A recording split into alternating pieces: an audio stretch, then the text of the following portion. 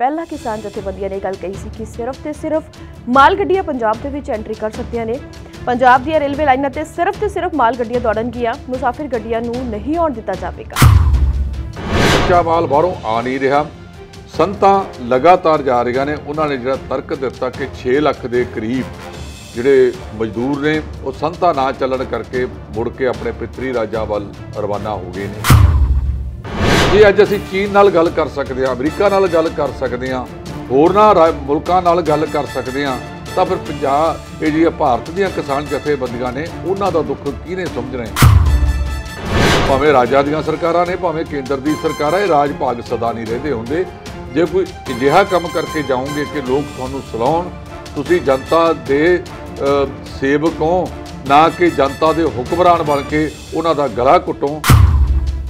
ਜਦੋਂ ਦੂਸਰੇ ਰਾਜਾਂ ਦੇ ਵਿੱਚ ਗੁੱਜਰ ਅੰਦੋਲਨ ਚੱਲ ਰਿਹਾ ਸੀ ਸਰ, ਉਹਨਾਂ ਦਿਨਾਂ ਦੇ ਵਿੱਚ ਤਾਂ ਕਦੀ ਇਹਨਾਂ ਨੇ ਰੇਲ ਗੱਡੀਆਂ ਬੰਦ ਨਹੀਂ ਸੀ ਕੀਤੀਆਂ। ਪੰਜਾਬ ਨੂੰ ਕਿਉਂ ਇਕੱਲੇ ਨੂੰ ਟਾਰਗੇਟ ਬਣਾਇਆ ਜਾ ਰਿਹਾ ਹੈ। ਡਾਕਟਰ ਮਨਮੋਹਨ ਸਿੰਘ ਨੇ ਕਿਹਾ ਕਿ ਬਾਦਲ ਸਾਹਿਬ ਤੁਸੀਂ ਜਿੰਨੇ ਵਾਰੀ ਵੀ ਮੇਰੇ ਕੋਲ ਆਏ, ਉਹਨੇ ਵਾਰੀ ਤੁਸੀਂ ਕੋਈ ਪਾਰਟੀ ਦੀ ਗੱਲ, ਤੁਸੀਂ ਕੋਈ ਪੰਜਾਬ ਦੀ ਗੱਲ ਨਹੀਂ ਕੀਤੀ, ਸਗੋਂ ਨਿੱਜੀ ਫਾਇਦੇ ਲੈਣ ਵਾਸਤੇ ਗੱਲਾਂ ਕਰਦੇ ਰਹੇ ਹੋ। ਉਹ ਕਹਿੰਦੇ ਵੀ ਚੰਦਰ ਬਾਬੂ ਨਾਇਡੂ ਜਿੰਨੇ ਵਾਰ ਮੇਰੇ ਕੋਲ ਆਉਂਦਾ ਹਮੇਸ਼ਾ ਆ ਕੇ ਕਹਿੰਦਾ ਵੀ ਬਰਨਾਲਾ ਸਾਹਿਬ ਚਲੋ ਕੇਂਦਰ ਸਰਕਾਰ ਵਿੱਚ ਚੱਲ ਗਏ, ਆਪਾਂ ਕੋਈ ਨਾ ਕੋਈ ਸਟੇਟ ਵਾਸਤੇ ਹੋਰ ਪ੍ਰੋਜੈਕਟ ਲੈ ਕੇ ਆਈਏ। ਸਾਡੇ ਇਹਨਾਂ ਰਾਜਸੀ ਆਗੂਆਂ ਕਿਸੇ ਵੀ ਪਾਰਟੀ ਨਾਲ ਸੰਬੰਧਿਤ ਹੈ, ਇਹਨਾਂ ਨੇ ਕੋਈ ਵੱਡੇ ਪ੍ਰੋਜੈਕਟ ਇਹ ਪੰਜਾਬ ਲਿਆਉਣ ਵਾਸਤੇ ਜਿਹਦੇ ਵਿੱਚ ਭਾਵੇਂ ਇਹਨਾਂ ਦਾ ਸ਼ੇਅਰ ਵੀ ਪਾਉਣਾ ਪੈਂਦਾ ਹੈਗਾ, ਉਹ ਕਦੇ ਉਹਦੇ ਤੇ ਧਿਆਨ ਕੇਂਦਰਿਤ ਨਹੀਂ ਕੀਤਾ। ਬਹੁਤ ਸਾਰੀ ਜਥੇਬੰਦੀਆਂ ਦੇ ਉੱਤੇ ਸਵਾਲ ਉੱਠਦੇ ਆ ਕਿ ਜਿਨ੍ਹਾਂ ਦੇ ਪਿਛਲੇ ਪਾਸਿਓਂ ਕੋਈ ਰਾਜਸੀ ਜਿਹੜੀਆਂ ਪਾਰਟੀਆਂ ਨੇ ਉਹ ਵੀ ਖੜੀਆਂ ਨੇ, ਤੇ ਰਾਜਸੀ ਪਾਰਟੀਆਂ ਵੀ ਇਸ ਵੇਲੇ ਤਰਲੋ ਮੱਛੀ ਹੋਈਆਂ ਫਿਰਦੀਆਂ ਨੇ ਕਿ ਇਸ ਕਿਸਾਨੀ ਅੰਦੋਲਨ ਦੇ ਮੋਢੇ ਤੇ ਬੰਦੂਕ ਰੱਖ ਕੇ ਉਹ ਆਪਣਾ ਨਿਸ਼ਾਨਾ ਵੱਢਣਾ ਚਾਹੁੰਦੀਆਂ ਨੇ। ਬਾਦਲ ਸਾਹਿਬ ਕਿਉਂ ਨਹੀਂ ਬੋਲ ਰਹੇ ਇਸ ਟਾਈਮ? ਉਹ ਕਿਉਂ ਚੁੱਪ ਨੇ ਇਸ ਮਸਲੇ ਤੇ? ਜਦੋਂ ਇਹਨਾਂ ਦੀ ਕੁਰਸੀ ਨੂੰ ਖਤਰਾ ਹੁੰਦਾ ਹੈ ਉਦੋਂ ਤੇ ਦਿੱਲੀ ਜਾ ਕੇ ਡੇਰੇ ਲਾ ਲੈਂਦੇ। ਜਦੋਂ ਬੀਬਾ ਬਾਦਲ ਨੂੰ ਕੈਬਨਿਟ ਮੰਤਰੀ ਬਣਾਉਣਾ ਹੁੰਦਾ, ਸੀਨੀਅਰ ਜਿਹੜੇ ਰਣਜੀਤ ਸਿੰਘ ਬ੍ਰਹਮਪੁਰੇ ਵਰਗੇ ਪਿੱਛੇ ਛੱਡ ਗਏ। ਅੱਜ ਉਹ ਕਿਉਂ ਨਹੀਂ ਬੋਲ ਰਹੇ? ਜਦੋਂ ਸਰਦਾਰ ਸੁਖਦੇਵ ਸਿੰਘ ਢੀਂਡਸਾ ਵੱਖ ਹੋਈ ਸੀ ਤਾਂ ਉਦੋਂ ਜਿਹੜੀ ਸੰਗਰੂਰ ਰੈਲੀ ਕੀਤੀ ਸੀ, ਉਦੋਂ ਬਾਦਲ ਸਾਹਿਬ ਨੂੰ ਵੀ ਕੱਢ ਲਿਆਂਦਾ ਸੀ। ਲੱਗਦਾ ਇਹ ਹੈ ਕਿ ਅਕਾਲੀ ਦਲ ਦੀ ਜਿਹੜੀ ਲੀਡਰਸ਼ਿਪ ਹੈ ਉਹ ਹੁਣ ਬਾਦਲ ਸਾਹਿਬ ਤੋਂ ਉਹ ਸਲਾਹ ਨਹੀਂ ਲੈਂਦੀ ਜਿਹੜੀ ਪਹਿਲਾਂ ਲਈ ਜਾਂਦੀ ਸੀ। ਬਾਦਲ ਸਾਹਿਬ ਬੋਲ ਤਾਂ ਗਏ ਪਹਿਲਾਂ ਇਹਨਾਂ ਕਿਸਾਨੀ ਆਰਡੀਨੈਂਸਾਂ ਦੇ ਹੱਕ ਦੇ ਵਿੱਚ ਵੀ ਇਹ ਤਾਂ ਬੜੇ ਵਧੀਆ ਨੇ ਤੇ ਮੇਰੀ ਨੂੰਹ ਤੇ ਮੇਰੇ ਪੁੱਤਰ ਨੇ ਸਹੀ ਫੈਸਲਾ ਲਿਆ ਇਹਨਾਂ ਦੇ ਮਾਮਲੇ ਦੇ ਵਿੱਚ, ਉਹ ਤਾਂ ਕਹਿ ਗਏ ਆਪਦੀ ਗੱਲ ਨੂੰ। ਭੁੱਦੜ ਸਾਹਿਬ ਨੇ ਆਪਣੇ ਸੁਪੁੱਤਰ ਵਾਸਤੇ ਹਲਕਾ ਰਾਖਵਾ ਰੱਖ ਲਿਆ, ਜਦ ਤੋਤਾ ਸਿੰਘ ਨੇ ਆਪਣੇ ਸੁਪੁੱਤਰ ਵਾਸਤੇ। ਇਸੇ ਤਰ੍ਹਾਂ ਸਰਦਾਰ ਸੁਖਦੇਵ ਸਿੰਘ ਢੀਂਡਸਾ ਜਿਹੜੇ ਕਿ ਅਕਾਲੀ ਦਲ ਡੈਮੋਕ੍ਰੇਟਿਕ ਦੇ ਮੁਖੀ ਨੇ, ਉਹਨਾਂ ਦੇ ਸੁਪੁੱਤਰ ਜਿਹੜੇ ਨੇ ਪਰਮਿੰਦਰ ਸਿੰਘ ਢੀਂਡਸਾ, ਉਹਦੇ ਬਾਰੇ ਕਿਹਾ ਕਿ ਉਹਨਾਂ ਨੇ ਹਲਕੇ ਰਾਖਵੇ ਰੱਖੇ ਨੇ ਕਿ ਸੁਖਦੇਵ ਸਿੰਘ ਢੀਂਡਸਾ, ਜਥੇਦਾਰ ਤੋਤਾ ਸਿੰਘ, ਬਲਵਿੰਦਰ ਸਿੰਘ ਭੁੱਦੜ, ਪ੍ਰੋਫੈਸਰ ਪ੍ਰੇਮ ਸਿੰਘ ਚੰਦੂ ਮਾਜਰਾ ਵਰਗੇ ਆਗੂ ਤੋਂ ਸੁਖਬੀਰ ਸਿੰਘ ਬਾਦਲ ਕਿਤੇ ਛੋਟੇ ਨੇ।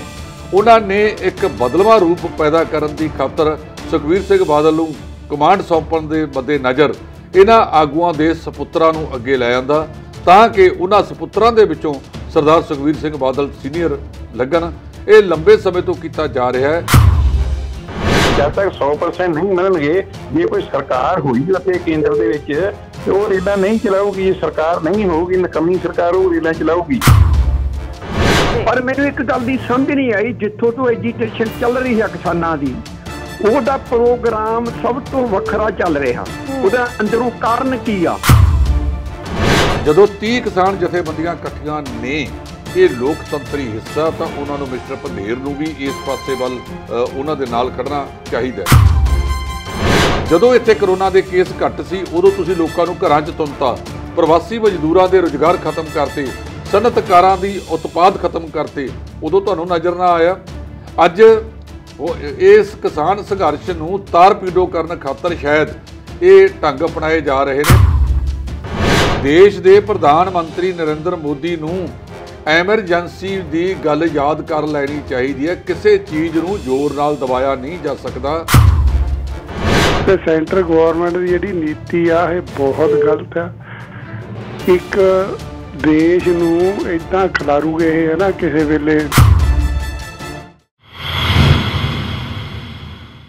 ਸਤਿ ਸ਼੍ਰੀ ਅਕਾਲ ਜੀ, ਤੁਹਾਡਾ ਸਭ ਦਾ ਬਹੁਤ ਸਵਾਗਤ ਹੈ ਸਾਡੇ ਖਾਸ ਪ੍ਰੋਗਰਾਮ ਨਿਊਜ਼ ਬਿਹਾਈਂਡ ਨਿਊਜ਼ ਦੇ ਵਿੱਚ। ਇਹ ਸਾਡਾ ਉਹ ਪ੍ਰੋਗਰਾਮ ਹੈ ਜਿਹੜਾ ਹੁੰਦਾ ਹੈ ਹਫਤੇ ਦੇ ਵਿੱਚ 2 ਦਿਨ ਲਾਈਵ ਵੱਖ ਅਖਬਾਰਾਂ ਦੀਆਂ ਸਰਗਰਮੀਆਂ ਤੇ ਅਸੀਂ ਬਣਾਉਂਦੇ ਆ ਰਾਬਤਾ ਕਰਦੇ ਆ ਵਿਚਾਰ ਚਰਚਾ ਤੇ ਤੁਸੀਂ ਵੀ ਇਸ ਪ੍ਰੋਗਰਾਮ ਦੇ ਵਿੱਚ ਫੋਨ ਕਰਕੇ ਸਾਡੇ ਨਾਲ ਰਾਬਤਾ ਬਣਾ ਸਕਦੇ ਹੋ, ਜਿਸ ਦੇ ਲਈ ਲਗਾਤਾਰ 2 ਨੰਬਰ ਸਕਰੀਨ ਤੇ ਫਲੈਸ਼ ਹੋ ਰਹੇ ਨੇ। ਇਹਨਾਂ ਨੰਬਰਾਂ ਤੇ ਤੁਸੀਂ ਸਾਨੂੰ ਕਾਲ ਕਰਨੀ ਹੈ ਜੀ। ਵੱਖ ਜਿਹੜੇ ਵੀ ਮੁੱਦੇ ਅਸੀਂ ਇਸ ਪ੍ਰੋਗਰਾਮ ਦੇ ਵਿੱਚ ਲਏ ਨੇ, ਜਿਹੜੀਆਂ ਵੀ ਖਬਰਾਂ ਦੇ ਵਿਚਾਰ ਚਰਚਾ ਹੋਵੇਗੀ, ਉਹਨਾਂ ਬਾਬਤ ਤੁਸੀਂ ਸਾਡੇ ਨਾਲ ਗੱਲਬਾਤ ਕਰ ਸਕਦੇ ਹੋ। ਇਸ ਤੋਂ ਵੀ ਐਕਸਟਰਾ ਜੇਕਰ ਤੁਹਾਡੇ ਪਿੰਡ, ਤੁਹਾਡੇ ਸ਼ਹਿਰ ਦੀ ਕੋਈ ਖਬਰ ਹੈ, ਤੁਹਾਡੇ ਦੇਸ਼ ਦੀ ਕੋਈ ਖਬਰ ਹੈ, ਉਹ ਵੀ ਤੁਸੀਂ ਸਾਡੇ ਨਾਲ ਇਸ ਪ੍ਰੋਗਰਾਮ ਦੇ ਵਿੱਚ ਸਾਂਝੀ ਕਰ ਸਕਦੇ ਹੋ। ਸੋ ਪ੍ਰੋਗਰਾਮ ਦੀ ਸ਼ੁਰੂਆਤ ਹੋ ਗਈ ਹੈ ਜੀ। ਲਗਾਤਾਰ ਫੇਸਬੁੱਕ ਤੇ ਵੀ ਇਹ ਪ੍ਰੋਗਰਾਮ ਲਾਈਵ ਜਾ ਰਿਹਾ ਹੈ, ਉੱਥੇ ਵੀ ਤੁਸੀਂ ਇਸ ਪ੍ਰੋਗਰਾਮ ਨੂੰ ਵੇਖ ਸਕਦੇ ਹੋ, ਆਪਣੇ ਸੁਝਾਅ ਉੱਥੇ ਵੀ ਦੇ ਸਕਦੇ ਹੋ ਕਮੈਂਟ ਦੇ ਜ਼ਰੀਏ। ਸੋ ਹੁਣ ਅਸੀਂ ਸਵਾਗਤ ਕਰਾਂਗੇ ਇਸ ਪ੍ਰੋਗਰਾਮ ਦਾ ਅਹਿਮ ਹਿੱਸਾ ਜਸਪਾਲ ਸਿੰਘ ਢਿੱਲੋਂ ਜੀ ਦਾ। ਢਿੱਲੋਂ ਸਾਹਿਬ, ਸਵਾਗਤ ਹੈ ਤੁਹਾਡਾ। ਬਹੁਤ ਸ਼ੁਕਰੀਆ, ਮਿਹਰਬਾਨੀ। ਦਰਸ਼ਕਾਂ ਨੂੰ ਦੱਸ ਦੇਵਾਂ ਕਿ ਢਿੱਲੋਂ ਸਾਹਿਬ ਉਹ ਸ਼ਖਸੀਅਤ ਨੇ ਜਿਹੜੇ ਕਿ ਸਾਡੇ ਸੀਨੀਅਰ ਪੱਤਰਕਾਰ ਨੇ, ਬਿਊਰੋ ਚੀਫ ਨੇ, ਹਰ ਖਬਰ ਤੇ ਤਿੱਖੀ ਨਜ਼ਰ ਰੱਖਦੇ ਨੇ, ਦਰਸ਼ਕਾਂ ਨੂੰ ਫੁੱਲ ਜਾਣਕਾਰੀ ਦਿੰਦੇ ਨੇ, ਉਹਨਾਂ ਦੇ ਹਰ ਸਵਾਲ ਦਾ ਢੁਕਵਾਂ ਜਵਾਬ ਦਿੰਦੇ ਨੇ। ਇਸੇ ਲਈ ਹੀ ਦਰਸ਼ਕ ਵੀ ਇਹਨਾਂ ਨੂੰ ਬਹੁਤ ਪਸੰਦ ਕਰਦੇ ਨੇ। ਸੋ ਕੱਲ ਅਸੀਂ ਗੱਲ ਕੀਤੀ ਸੀ ਕਿ ਮੁੱਖ ਮੰਤਰੀ ਪੰਜਾਬ ਕੈਪਟਨ ਅਮਰਿੰਦਰ ਸਿੰਘ ਨੇ ਕਿਸਾਨ ਜਥੇਬੰਦੀਆਂ ਦੇ ਨਾਲ ਮੀਟਿੰਗ ਕੀਤੀ ਹੈ ਤੇ ਉਹਨਾਂ ਦੇ ਨਾਲ ਇਸ ਗੱਲ ਨੂੰ ਸੁਲਝਾਉਣ ਦੀ ਕੋਸ਼ਿਸ਼ ਕੀਤੀ ਗਈ ਕਿ ਰੇਲ ਗੱਡੀਆਂ ਦੇ ਲਈ ਰਾਹ ਪੱਧਰਾ ਕੀਤਾ ਜਾਵੇ, ਕਿਉਂਕਿ ਪਹਿਲਾਂ ਕਿਸਾਨ ਜਥੇਬੰਦੀਆਂ ਨੇ ਇਹ ਗੱਲ ਕਹੀ ਸੀ ਕਿ ਸਿਰਫ ਤੇ ਸਿਰਫ ਮਾਲ ਗੱਡੀਆਂ ਪੰਜਾਬ ਦੇ ਵਿੱਚ ਐਂਟਰੀ ਕਰ ਸਕਦੀਆਂ ਨੇ।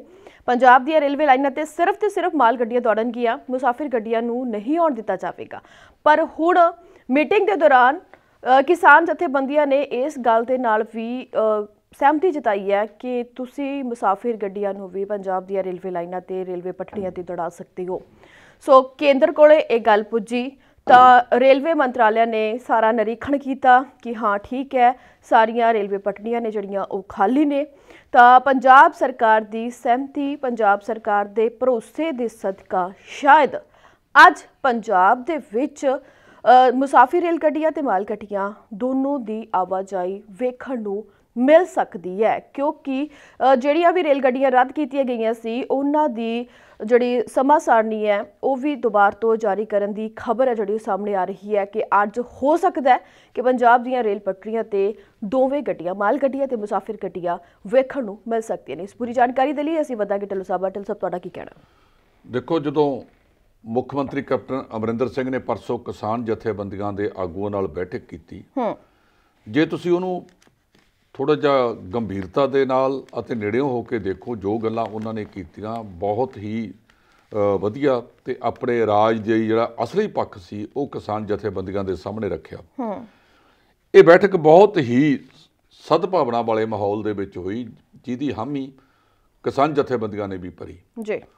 ਉਹਨਾਂ ਨੇ ਆਖਿਆ ਕਿ ਜਿਹੜੀ GST ਦਾ ਪੈਸਾ, ਉਹਦਾ ਬਕਾਇਦਾ ਰਾਜਾਂ ਨਾਲ ਕੇਂਦਰ ਦਾ ਸਮਝੌਤਾ ਹੋਇਆ ਕਿ ਤਿਮਾਹੀ ਉਹ ਰਾਜਾਂ ਨੂੰ ਇਹ ਪੈਸਾ ਅਦਾ ਕਰਨਗੇ।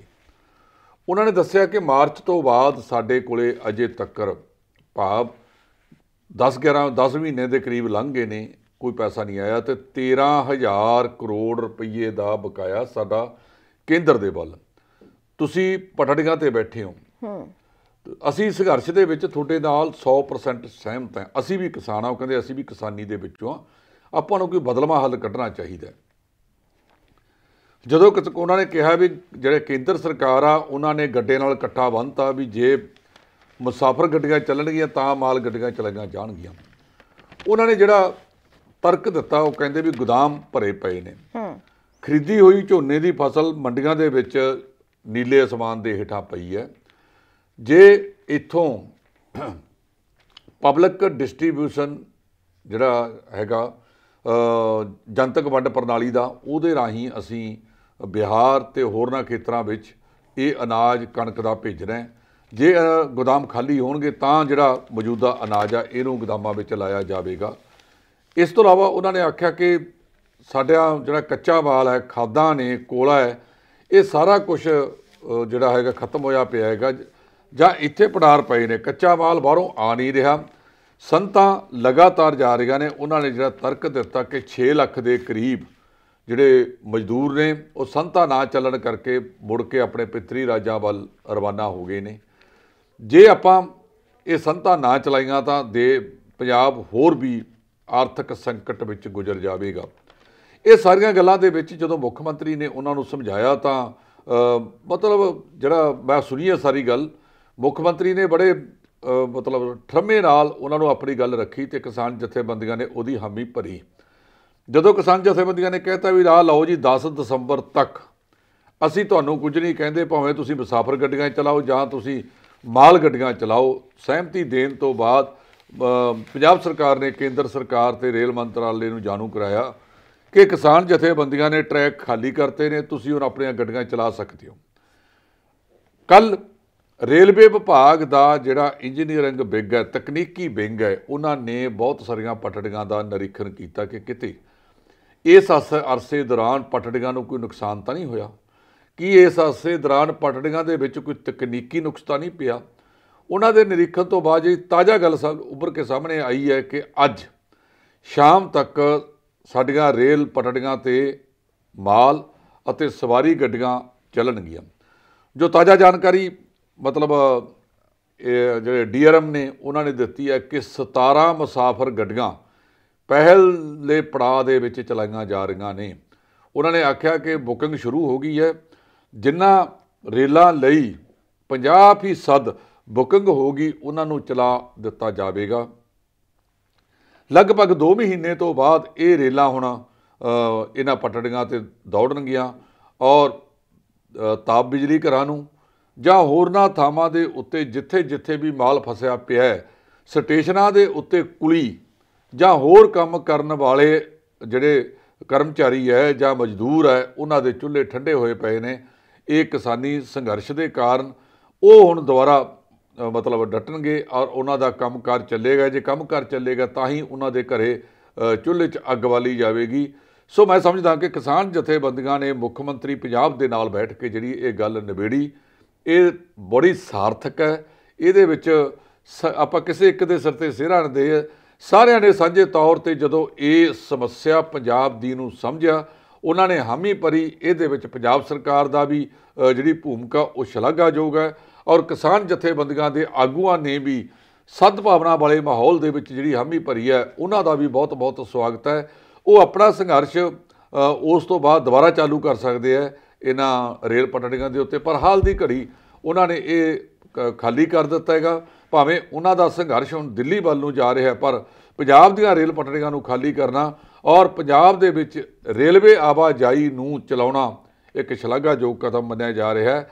ਔਰ ਉਮੀਦ ਕਰਦੇ ਹਾਂ ਕਿ ਜਿਸ ਤਰ੍ਹਾਂ ਇਹ ਸਦਭਾਵਨਾ ਵਾਲੇ ਮਾਹੌਲ ਦੇ ਵਿੱਚ ਗੱਲ ਹੋਈ ਹੈ, ਕੇਂਦਰ ਸਰਕਾਰ ਵੀ ਆਪਣੀਆਂ ਅੱਖਾਂ ਦੇ ਉੱਤੋਂ ਜਿਹੜਾ ਹੰਕਾਰ ਰੂਪੀ ਪਰਦਾ ਪਾਇਆ ਵੈ ਉਸ ਨੂੰ ਹਟਾਵੇ, ਉਹਨੂੰ ਹਟਾ ਕੇ ਗੱਲਬਾਤ ਕੀਤੀ ਜਾਵੇ। ਜੇ ਅੱਜ ਅਸੀਂ ਚੀਨ ਨਾਲ ਗੱਲ ਕਰ ਸਕਦੇ ਹਾਂ, ਅਮਰੀਕਾ ਨਾਲ ਗੱਲ ਕਰ ਸਕਦੇ ਹਾਂ, ਹੋਰਨਾਂ ਮੁਲਕਾਂ ਨਾਲ ਗੱਲ ਕਰ ਸਕਦੇ ਹਾਂ, ਤਾਂ ਫਿਰ ਇਹ ਜਿਹੜੀਆਂ ਭਾਰਤ ਦੀਆਂ ਕਿਸਾਨ ਜਥੇਬੰਦੀਆਂ ਨੇ ਉਹਨਾਂ ਦਾ ਦੁੱਖ ਕਿਹਨੇ ਸਮਝਣਾ, ਉਹਨਾਂ ਦਾ ਦੁੱਖ ਦਰਦ ਕਿਹਨੇ ਸਮਝਣਾ। ਇਹ ਰਾਜ ਜਿਹੜੇ ਭਾਵੇਂ ਰਾਜਾਂ ਦੀਆਂ ਸਰਕਾਰਾਂ ਨੇ, ਭਾਵੇਂ ਕੇਂਦਰ ਦੀ ਸਰਕਾਰ ਹੈ, ਇਹ ਰਾਜ ਭਾਗ ਸਦਾ ਨਹੀਂ ਰਹਿੰਦੇ ਹੁੰਦੇ। ਜੇ ਕੋਈ ਅਜਿਹਾ ਕੰਮ ਕਰਕੇ ਜਾਓਗੇ ਕਿ ਲੋਕ ਤੁਹਾਨੂੰ ਸਲਾਉਣ, ਤੁਸੀਂ ਜਨਤਾ ਦੇ ਸੇਵਕ ਹੋ ਨਾ ਕਿ ਜਨਤਾ ਦੇ ਹੁਕਮਰਾਨ ਬਣ ਕੇ ਉਹਨਾਂ ਦਾ ਗਲਾ ਘੁੱਟੋ। ਜੇ ਇਹਨਾਂ ਕਾਨੂੰਨਾਂ ਬਾਰੇ ਜਿਹੜਾ ਤੁਸੀਂ ਥੋਪਣ ਦਾ ਯਤਨ ਕਰ ਰਹੇ ਹੋ ਕਿਸਾਨ ਆਗੂਆਂ ਮੁਤਾਬਕ, ਇਹਨੂੰ ਤੁਸੀਂ ਉਹਨਾਂ ਦੇ ਨਾਲ ਬੈਠ ਕੇ ਵਿਚਾਰਿਆ ਹੁੰਦਾ ਤਾਂ ਅੱਜ ਇਹ ਨੌਬਤ ਨਾ ਆਉਂਦੀ। ਕੋਈ ਗੱਲ ਵੀ ਜਿਵੇਂ ਲਾਗੂ ਕਰਨ ਤੋਂ ਪਹਿਲਾਂ ਉਸ ਬਾਰੇ ਵਿਚਾਰਾਂ ਜ਼ਰੂਰੀ ਨੇ। ਇਸ ਪ੍ਰਧਾਨ ਮੰਤਰੀ ਨਰਿੰਦਰ ਮੋਦੀ ਨੇ ਜੇ ਨੋਟਬੰਦੀ ਕੀਤੀ ਬਿਨਾਂ ਕਿਸੇ ਸੋਚੇ ਸਮਝੇ ਉਸ ਤੋਂ ਕੀਤੀ, ਜੇ GST ਵਾਲਾ ਸਿਸਟਮ ਕੀਤਾ ਉਹ ਵੀ ਬਿਨਾਂ, ਹੋਰ ਕਈ ਕਦਮ ਉਠਾਏ ਉਹ ਬਿਨਾਂ ਸੋਚੇ ਸਮਝੇ ਉਠਾਏ। ਚੰਗਾ ਇਹ ਸੀ ਕਿ ਕੋਈ ਵੀ ਕੰਮ ਕਰਨ ਤੋਂ ਪਹਿਲਾਂ ਸੰਬੰਧਿਤ ਧਿਰਾਂ ਦੀ ਰਾਏ ਲਈ ਜਾਂਦੀ। ਜੇ ਕਿਸਾਨਾਂ ਦੇ ਨਾਲ ਬੈਠ ਕੇ ਪਹਿਲਾਂ ਗੱਲ ਕਰ ਲਈ ਜਾਂਦੀ, ਹੁਣ ਰਾਜਸੀ ਆਗੂਆਂ ਨੇ ਤਾਂ ਆਪਣੀਆਂ ਰੋਟੀਆਂ ਸੇਕਣੀਆਂ ਨੇ, ਉਹ ਇਸ ਕਰਕੇ ਪਹਿਲਾਂ ਜਿਹੜਾ ਕੇਂਦਰ ਸਰਕਾਰ ਦਾ ਫਰਜ਼ ਬਣਦਾ ਸੀ ਕਿ ਉਹ ਕਿਸਾਨਾਂ ਦੇ ਨਾਲ ਬੈਠ ਕੇ ਇਹ ਗੱਲਾਂ ਕੀਤੀਆਂ ਜਾਂਦੀਆਂ। ਪਰ ਇਹ ਰਾਜਸੀ ਆਗੂ ਲੋਕਾਂ ਦੀਆਂ ਸਮੱਸਿਆਵਾਂ ਸੁਣਨ ਦੀ ਥਾਂ 'ਤੇ ਆਪਣਾ ਉੱਲੂ ਸਿੱਧਾ ਕਰਨਾ ਚਾਹੁੰਦੇ ਨੇ, ਆਪਣਾ ਉੱਲੂ ਸਿੱਧਾ ਰੱਖਦੇ ਨੇ, ਜਿਹਦਾ ਨੁਕਸਾਨ ਫਿਰ ਜਿਹੜਾ ਹੈਗਾ ਉਹ ਜਿਹੜੀਆਂ ਸੰਬੰਧਿਤ ਧਿਰਾਂ ਨੇ ਉਹਨਾਂ ਨੂੰ ਭੁਗਤਣਾ ਪੈਂਦਾ ਹੈ। ਜੀ। ਤੇ ਹੁਣ ਫਿਰ ਅਸੀਂ ਇਹੀ ਗੱਲ ਕਹਿ ਸਕਦੇ ਹਾਂ ਕਿ ਦਿੱਲੀ ਚੱਲੋ ਜਿਹੜਾ ਪ੍ਰੋਗਰਾਮ ਹੈ ਉਸ ਨੂੰ ਨੇਪਰੇ ਚਾੜਨ ਦੇ ਲਈ, ਉਸ ਦੇ ਵਿੱਚ ਯੋਗਦਾਨ ਦੇਣ ਦੇ ਲਈ ਛੋਟੇ ਬੱਚੇ ਤੇ ਬੀਬੀਆਂ ਅੱਗੇ ਆਈਆਂ ਨੇ, ਕਿਉਂਕਿ ਬਹੁਤ ਸਾਰੇ ਪਿੰਡਾਂ ਤੋਂ ਖਬਰਾਂ ਆ ਰਹੀਆਂ ਨੇ ਕਿ ਛੋਟੇ ਛੋਟੇ ਬੱਚਿਆਂ ਦੇ ਹੱਥਾਂ ਦੇ ਵਿੱਚ ਕਿਸਾਨ ਯੂਨੀਅਨ ਦੇ ਝੰਡੇ ਫੜੇ ਹੋਏ ਨੇ ਤੇ ਉਹ ਹਰ ਘਰ ਨੂੰ, ਹਰ ਗਲੀ ਮੁਹੱਲੇ ਨੂੰ ਇਹੀ ਸੁਨੇਹਾ ਦੇ ਰਹੇ ਨੇ ਕਿ ਦਿੱਲੀ ਚੱਲੋ ਜਾਂ ਫਿਰ ਆਪਣਾ ਜੋ ਵੀ ਸਹਿਯੋਗ ਬਣਦਾ ਉਹ ਦਿਓ, ਜਿਸ ਦੇ ਮੱਦੇਨਜ਼ਰ ਇਹ ਦੇਖਿਆ ਜਾ ਰਿਹਾ ਹੈ ਕਿ ਸਾਰੇ ਲੋਕ ਆਪ ਮੁਹਾਰੇ ਸਹਿਯੋਗ ਦੇਣ ਦੇ ਲਈ ਆ ਰਹੇ ਨੇ। ਜਿਨ੍ਹਾਂ ਦੇ ਘਰ ਦੇ ਵਿੱਚ ਮਤਲਬ ਜ਼ਿਆਦਾ ਬੰਦੇ ਨੇ ਉਹ ਆਪਣੇ ਪੱਧਰ ਤੇ ਆਪਣੇ ਬੰਦਿਆਂ ਨੂੰ ਭੇਜ ਰਹੇ ਨੇ ਤੇ ਬਾਕੀ ਜਿਹੜੇ ਕੋਈ ਨਹੀਂ ਜਾ ਸਕਦਾ ਘਰ ਦੇ ਵਿੱਚ ਇਕੱਲਾ ਤੇ ਇਕੱਲਾ, ਉਹ ਰਾਸ਼ਨ ਵਗੈਰਾ ਜਾਂ ਫਿਰ ਹੋਰ ਬਣਦੀ ਮਦਦ ਮੁਹੱਈਆ ਕਰਵਾ ਰਹੇ ਨੇ। ਸੋ ਇੱਕ ਕਾਲਰ ਵੀ ਸਾਡੇ ਨਾਲ ਜੁੜ ਗਏ ਨੇ, ਅਸੀਂ ਉਹਨਾਂ ਦੇ ਨਾਲ ਵੀ ਗੱਲਬਾਤ ਕਰਾਂਗੇ ਕਿ ਆਖਿਰਕਾਰ ਉਹ ਕੀ ਕਹਿਣਾ ਚਾਹੁੰਦੇ ਨੇ। ਸਤਿ ਸ਼੍ਰੀ ਅਕਾਲ ਜੀ, ਸਵਾਗਤ ਹੈ ਜੀ ਤੁਹਾਡਾ। ਸਤਿ ਸ਼੍ਰੀ ਅਕਾਲ ਜੀ ਢਿੱਲੋਂ ਸਾਹਿਬ। ਸਤਿ ਸ਼੍ਰੀ ਅਕਾਲ ਜੀ। ਹਾਂਜੀ ਸਰ, ਸਮੇਂ ਵਾਲੀ ਬੇਨਤੀ ਕਰਦਾ। ਕੀ ਹਾਲ ਸਮੇਂ ਵਾਲੀ ਜੀ? ਹਾਂਜੀ ਬੇਨਤੀ ਜੀ ਵੀ ਜਦੋਂ ਦੂਸਰੇ ਰਾਜਾਂ ਦੇ ਵਿੱਚ ਗੁੱਜਰ ਅੰਦੋਲਨ ਚੱਲ ਰਿਹਾ ਸੀ ਸਰ, ਉਹਨਾਂ ਦਿਨਾਂ ਦੇ ਵਿੱਚ ਤਾਂ ਕਦੀ ਇਹਨਾਂ ਨੇ ਰੇਲ ਗੱਡੀਆਂ ਬੰਦ ਨਹੀਂ ਸੀ ਕੀਤੀਆਂ। ਪੰਜਾਬ ਨੂੰ ਕਿਉਂ ਇਕੱਲੇ ਨੂੰ ਟਾਰਗੇਟ ਬਣਾਇਆ ਜਾ ਰਿਹਾ ਹੈ? ਬਾਕੀ ਰਹੀ ਪੰਜਾਬ ਦੀ ਆਰਥਿਕਤਾ, ਇਹ ਚੰਗਾ ਕੀਤਾ ਕਿਸਾਨ ਜਥੇਬੰਦੀਆਂ ਨੇ, ਨਹੀਂ ਤਾਂ ਕੈਪਟਨ ਸਾਹਿਬ ਨੇ ਜੋ ਸਾਰਾ ਬੇੜੀ ਡੋਬੀ ਹੋਈ ਹੈ ਉਹ ਪੰਜਾਬ ਦੇ ਕਿਸਾਨਾਂ ਦੇ ਸਿਰ ਤੇ ਮੜ ਦੇਣੀ ਸੀ। ਤੇ ਕੱਲ ਪਤਾ ਨਹੀਂ ਤੁਸੀਂ ਜਾਂ ਕਿਸੇ ਕਾਲਰ ਨੇ ਆਖਿਆ ਸੀ ਕਿ ਮੋਦੀ ਸਾਹਿਬ ਨੇ ਬੜੇ ਚੰਗੇ ਕੰਮ ਵੀ ਕੀਤੇ ਨੇ। ਸਰ ਮੈਦਾਨ ਆ ਵੀ ਕਿਸੇ ਨੂੰ ਕਤਲ ਕਰਨ ਤੋਂ ਬਾਅਦ ਉਹਨੂੰ ਖੱਫਣ ਚੰਗਾ ਲੈ ਦੇਣ ਨਾਲ ਕੋਈ ਬੰਦਾ ਦੇਵਤਾ ਨਹੀਂ ਬਣ ਜਾਂਦਾ। ਸਰਕਾਰ ਨੇ ਕੋਈ ਕੰਮ ਨਹੀਂ ਚੰਗਾ ਕੀਤਾ, ਇਹਨਾਂ ਨੇ ਜਨਤਾ ਨੂੰ ਮਾਰਿਆ, ਲੁੱਟਿਆ ਤੇ ਕੁੱਟਿਆ ਹੀ। ਤੇ ਬੇਹੱਦ ਕਿਸਾਨਾਂ ਦਾ ਧੰਨਵਾਦ। ਕਿਰਪਾ ਕਰਕੇ ਹਰ ਇੱਕ ਨੂੰ ਕਿਸਾਨਾਂ ਦਾ ਸਾਥ ਦੇਣਾ ਚਾਹੀਦਾ ਹੈ। ਜਿਹੜੇ ਬੰਦੇ ਦਿੱਲੀ ਨਹੀਂ ਜਾ ਸਕਦੇ ਉਹ ਇੱਥੇ ਕਿਸਾਨਾਂ ਦੀ ਮਦਦ ਕਰਨ, ਆਰਥਿਕ ਤੌਰ ਤੇ ਕਰਨ, ਉਹਨਾਂ ਦੇ ਕੰਮ ਧੰਦੇ ਦੇ ਵਿੱਚ ਹੱਥ ਵਟਾ ਦੇਣ। ਥੈਂਕ ਯੂ ਸਰ ਜੀ, ਬਹੁਤ ਬਹੁਤ ਧੰਨਵਾਦ ਕਿ ਤੁਸੀਂ ਸਾਡੇ ਨਾਲ ਜੁੜੇ। ਅਗਲੇ ਕਾਲਰ ਦਾ ਵੀ ਸਵਾਗਤ ਕਰਾਂਗੇ। ਸਤਿ ਸ਼੍ਰੀ ਅਕਾਲ ਜੀ। ਵਾਹਿਗੁਰੂ ਜੀ। ਵਾਹਿਗੁਰੂ ਜੀ ਕਾ ਖਾਲਸਾ, ਵਾਹਿਗੁਰੂ ਜੀ ਫਤਿਹ ਜੀ। ਢਿੱਲੋਂ ਸਾਹਿਬ ਤੇ ਬੀਬਾ ਜੀ ਤੇ ਸਰੋਤਿਆਂ ਨੂੰ ਪ੍ਰੇਮ ਭਰੀ ਸਤਿ ਸ੍ਰੀ ਅਕਾਲ ਬੁਲਾਉਂਦੇ ਹੋਏ ਸਤਿ ਸ਼੍ਰੀ ਅਕਾਲ ਜੀ। ਆਪ ਜੀ ਦਾ ਧੰਨਵਾਦ ਕਰਦੇ ਆ। ਤੁਸੀਂ ਇੱਕ ਦੋ ਦਿਨ ਹੀ ਆਉਣੇ ਆ ਹਾਂਜੀ ਤੇ ਬੜਾ ਸਕੂਨ ਮਿਲਦਾ ਜਦੋਂ ਤੁਸੀਂ ਆਉਣੇ, ਗੱਲਾਂ ਬਾਤਾਂ ਸੁਣਾਉਣੇ ਆ ਜੀ। ਬੇਨਤੀ ਹੈ ਦੋ ਤਿੰਨ ਗੱਲਾਂ ਤੁਹਾਡੇ ਨਾਲ ਕਰਨੀਆਂ। ਇੱਕ ਤਾਂ ਜਿਹੜੀ ਕੈਪਟਨ ਸਾਹਿਬ ਵਾਲੀ ਗੱਲ ਕੀਤੀ ਆ, ਉਹਨੇ ਕੁਛ ਗੱਲਾਂ ਤਾਂ ਢਿੱਲੋਂ ਸਾਹਿਬ ਕੀਤੀਆਂ ਵਧੀਆ ਤੇ ਕੁਛ ਤਾਂ ਨਾਲੇ ਲੱਪੇ ਵਾਲੀਆਂ ਗੱਲਾਂ ਕੀਤੀਆਂ, ਆਹ ਕਰ ਲਾਂਗੇ ਆਹ ਕਰ ਲਾਂਗੇ। ਚਲੋ ਜਿੰਨੀਆਂ ਕੀਤੀਆਂ ਵਧੀਆ ਕੀਤੀਆਂ, ਠੀਕ ਆ। ਪਰ ਨਾਲੇ ਲੱਪੇ ਵਾਲੇ ਵੀ ਜਿਵੇਂ ਅੱਗੇ ਇਹਨੇ ਸਪੋਰਟਾਂ ਵਾਲੇ ਕੀਤੀਆਂ ਹੈਗੀਆਂ ਉਹ ਵੀ ਕੀਤੀਆਂ ਵਿੱਚੋਂ ਕੁਛ। ਤੇ ਇੱਕ ਜਿਹੜੀ ਜਥੇਬੰਦੀ ਸ਼ਾਇਦ ਤੁਹਾਡੇ ਦਿਮਾਗ 'ਚ ਆਈ, ਤੁਹਾਡੀ ਹੈਗੀ ਆ ਹਿਸਾਬ 'ਚ ਨਹੀਂ, ਇੱਕ ਜਥੇਬੰਦੀ ਜਿਹੜੀ ਹੇਅਰ ਵਾਲੀ, ਮੇਰਾ ਗੱਲ ਉਹ ਉਹਨਾਂ ਨੇ ਡਿੱਕਾ ਲਾ ਲਿਆ ਵੀ ਅਸੀਂ ਹਜੇ ਗੱਡੀਆਂ ਚੱਲਣ ਨਹੀਂ ਦੇਣੀਆਂ। ਫਿਰ ਕਿਵੇਂ ਚੱਲਣਗੀਆਂ ਜੀ ਇਹ? ਬਿਲਕੁਲ ਠੀਕ ਕਹਿ ਰਹੇ ਹੋ ਤੁਸੀਂ। ਤੇ ਕੋਈ ਜਿਹੜੀ ਜਥੇਬੰਦੀ ਨੇ ਕਹੀ ਆ, ਆਪਾਂ ਪਹਿਲੇ ਦਿਨ ਤੋਂ ਕਹਿੰਦੇ ਆ ਰਹੇ ਸੀ ਕਿ ਤੁਸੀਂ ਜਿਹੜੀ ਵੀ ਗੱਲ ਕਰਨੀ ਆ ਸਾਂਝੇ ਰੂਪ ਦੇ ਵਿੱਚ ਬੈਠ ਕੇ ਕਰੋ। ਜਦੋਂ ਤੱਕ ਤੁਹਾਡਾ ਤਾਲਮੇਲ ਜੇ ਟੁੱਟ ਜਾਵੇਗਾ ਤਾਂ ਇਹ ਸੰਘਰਸ਼ ਜਿਹੜਾ ਤੁਸੀਂ ਵਿੱਢਿਆ ਹੈਗਾ ਉਹ ਸਹੀ ਰੂਪ ਦੇ ਵਿੱਚ ਸਿਰੇ ਨਹੀਂ ਲੱਗੇਗਾ। ਇਸ ਲਈ ਸਾਰਿਆਂ ਨੂੰ ਬੈਠ ਕੇ ਇੱਕੋ ਨਾਅਰਾ ਦੇਣਾ ਚਾਹੀਦਾ ਹੈ। ਇੱਕ ਭਾਈ ਸਾਹਿਬ ਇਹ ਵੀ ਗੱਲ ਹੈਗੀ ਆ, ਬਹੁਤ ਸਾਰੀ ਜਥੇਬੰਦੀਆਂ ਦੇ ਉੱਤੇ ਸਵਾਲ ਉੱਠਦੇ ਆ ਕਿ ਜਿਨ੍ਹਾਂ ਦੇ ਪਿਛਲੇ ਪਾਸਿਓਂ ਕੋਈ ਰਾਜਸੀ ਜਿਹੜੀਆਂ ਪਾਰਟੀਆਂ ਨੇ ਉਹ ਵੀ ਖੜੀਆਂ ਨੇ ਤੇ ਰਾਜਸੀ ਪਾਰਟੀਆਂ ਵੀ ਇਸ ਵੇਲੇ ਤਰਲੋ ਮੱਛੀ ਹੋਈਆਂ ਫਿਰਦੀਆਂ ਨੇ ਕਿ ਇਸ ਕਿਸਾਨੀ ਅੰਦੋਲਨ ਦੇ ਮੋਢੇ ਤੇ ਬੰਦੂਕ ਰੱਖ ਕੇ ਉਹ ਆਪਣਾ ਨਿਸ਼ਾਨਾ ਵਿੱਢਣਾ ਚਾਹੁੰਦੀਆਂ ਨੇ। ਜਿਹੜੀਆਂ ਕਿਸਾਨ ਜਥੇਬੰਦੀਆਂ ਦੇ ਆਗੂ ਨੇ, ਮੈਂ ਉਹਨਾਂ ਨੂੰ ਬੇਨਤੀ ਕਰਦਾ ਕਿ ਵੱਖਰਾ ਸੁਰ ਨਾ ਲਾਪਿਆ ਜਾਵੇ। ਜਿਹੜੀ ਵੀ ਗੱਲ ਕਰਨੀ ਆ ਉਹ ਸਾਂਝੇ ਰੂਪ ਦੇ ਵਿੱਚ ਕੀਤੀ ਜਾਵੇ।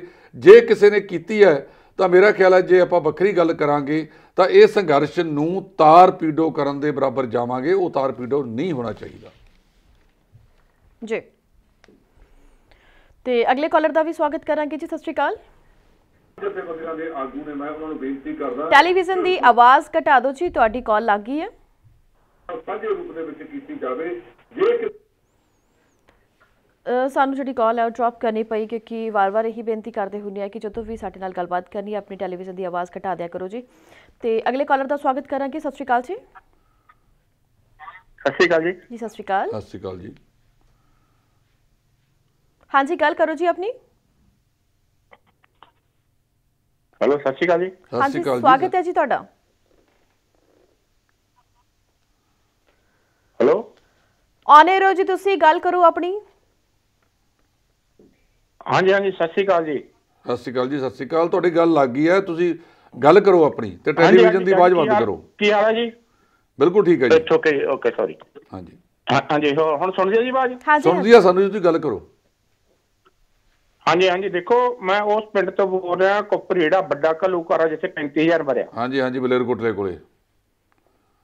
ਹਾਂਜੀ ਵੱਡਾ ਕੁਪਰੇੜਾ, ਮੈਂ ਤੁਹਾਨੂੰ ਗਰੰਟੀ ਦਿੰਦਾ ਵੀ ਸਾਡਾ ਭਰਾ ਵੀ ਉੱਥੇ ਹੀ ਆ।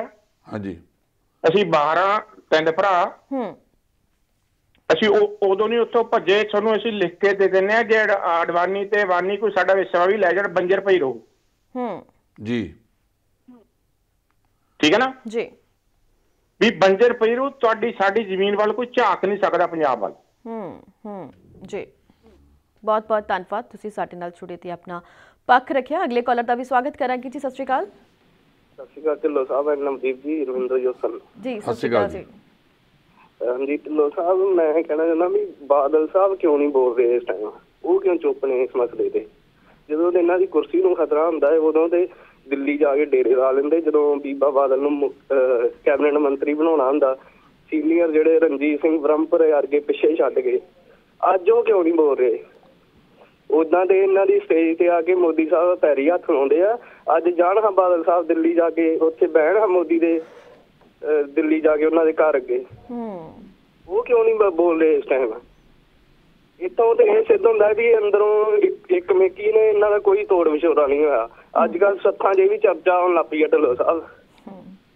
ਧੰਨਵਾਦ ਬਹੁਤ ਤੁਹਾਡਾ ਜੀ। ਬਹੁਤ ਬਹੁਤ ਧੰਨਵਾਦ, ਤੁਸੀਂ ਸਾਡੇ ਨਾਲ ਜੁੜੇ। ਢਿੱਲੋਂ ਸਾਹਿਬ, ਤੁਸੀਂ ਇਸ ਕਾਲ ਬਾਰੇ ਕੁਝ ਕਹਿਣਾ ਚਾਹੋਗੇ? ਦੇਖੋ, ਇਸ ਬਾਰੇ ਤਾਂ ਜਿਹੜੇ ਪੰਥਕ ਅਕਾਲੀ ਲਹਿਰ ਬਾਰੇ ਸਾਡੇ ਸਾਬਕਾ ਜਥੇਦਾਰ ਸ਼੍ਰੀ ਅਕਾਲ ਤਖਤ ਸਾਹਿਬ ਭਾਈ ਰਣਜੀਤ ਸਿੰਘ ਹੋਰਾਂ ਨੇ ਵੀ ਕੀਤਾ ਹੈਗਾ ਕਿ ਇਹ ਸਾਰੇ ਅੰਦਰੋਂ ਇੱਕੋ ਨੇ, ਸਿਰਫ ਲੋਕਾਂ ਦੀਆਂ ਅੱਖਾਂ ਦੇ ਵਿੱਚ ਘੱਟਾ ਪਾਇਆ ਜਾ ਰਿਹਾ। ਆਪਾਂ ਤਾਂ ਕਈ ਵਾਰੀ ਇਹ ਗੱਲ ਕਰਤੀ ਹੈ ਕਿ ਭਾਜਪਾ ਵਾਲੇ ਅਕਾਲੀ ਦਲ 'ਚ ਸ਼ਾਮਲ, ਅਕਾਲੀ ਦਲ ਵਾਲੇ ਭਾਜਪਾ 'ਚ ਸ਼ਾਮਲ, ਕਿਸੇ ਤੀਜੀ ਪਾਰਟੀ 'ਚ ਵੀ ਚੱਲੇ ਨੇ ਕਿ ਕੱਲ੍ਹ ਨੂੰ ਜੇ ਇਕੱਠਾ ਹੋਣਾ ਪੈ ਗਿਆ ਤਾਂ ਇਹ ਦੋਹੇ ਜਿਹੜੇ ਫਿਰ ਉਸੇ ਦੇ ਤਰ੍ਹਾਂ ਨੇ।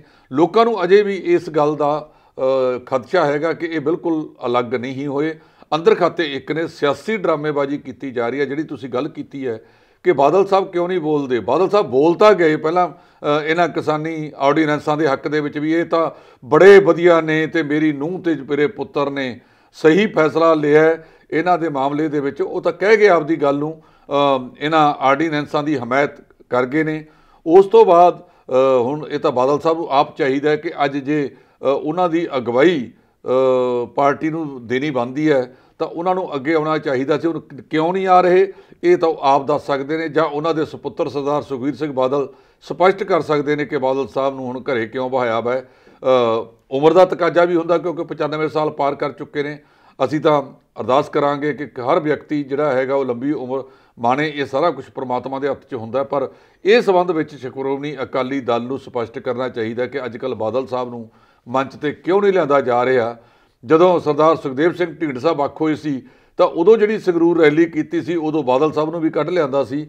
ਲੱਗਦਾ ਇਹ ਹੈ ਕਿ ਅਕਾਲੀ ਦਲ ਦੀ ਜਿਹੜੀ ਲੀਡਰਸ਼ਿਪ ਹੈ ਉਹ ਹੁਣ ਬਾਦਲ ਸਾਹਿਬ ਤੋਂ ਉਹ ਸਲਾਹ ਨਹੀਂ ਲੈਂਦੀ ਜਿਹੜੀ ਪਹਿਲਾਂ ਲਈ ਜਾਂਦੀ ਸੀ। ਇਹ ਸਿਆਸੀ ਮਾਮਲੇ ਨੇ, ਇਹਦੇ ਬਾਰੇ ਵਿੱਚ ਉਹ ਆਪ ਖੁਦ ਜ਼ਿਆਦਾ ਬਿਹਤਰ ਦੱਸ ਸਕਦੇ ਆ ਸਾਡੇ ਨਾਲ ਦੱਸਣ ਤੋਂ ਸਿਵਾਏ।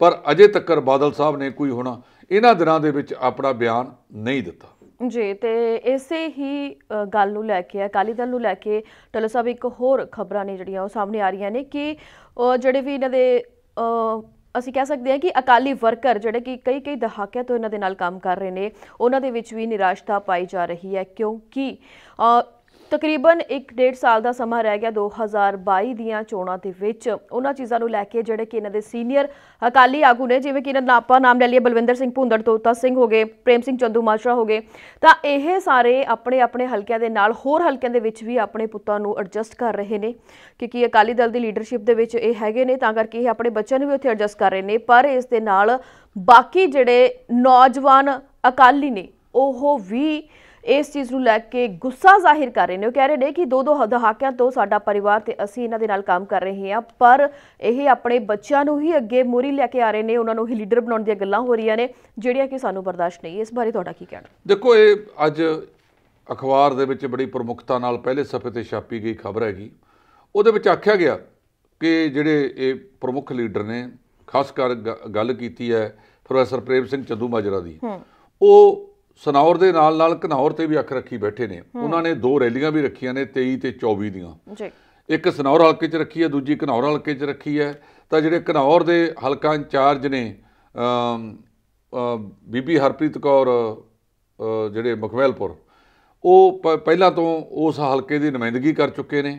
ਹੁਣ ਉਹ ਪਤਾ ਇਹ ਲੱਗਿਆ ਕਿ ਉਹ ਜਿਹੜਾ ਰਿਪੋਰਟ ਲਿਖੀ ਗਈ ਉਹਦੇ ਵਿੱਚ ਦੱਸਿਆ ਗਿਆ ਕਿ ਉਹਨਾਂ ਨਾਲ ਕੋਈ ਗੱਲਬਾਤ ਨਹੀਂ ਕੀਤੀ ਗਈ, ਔਰ ਨਾ ਹੀ ਜਿਹੜੀ ਅਕਾਲੀ ਦਲ ਦੀ ਲੀਡਰਸ਼ਿਪ ਹੈ ਉਹਦੇ ਨਾਲ ਕੋਈ ਗੱਲਬਾਤ ਕੀਤੀ ਗਈ ਹੈ।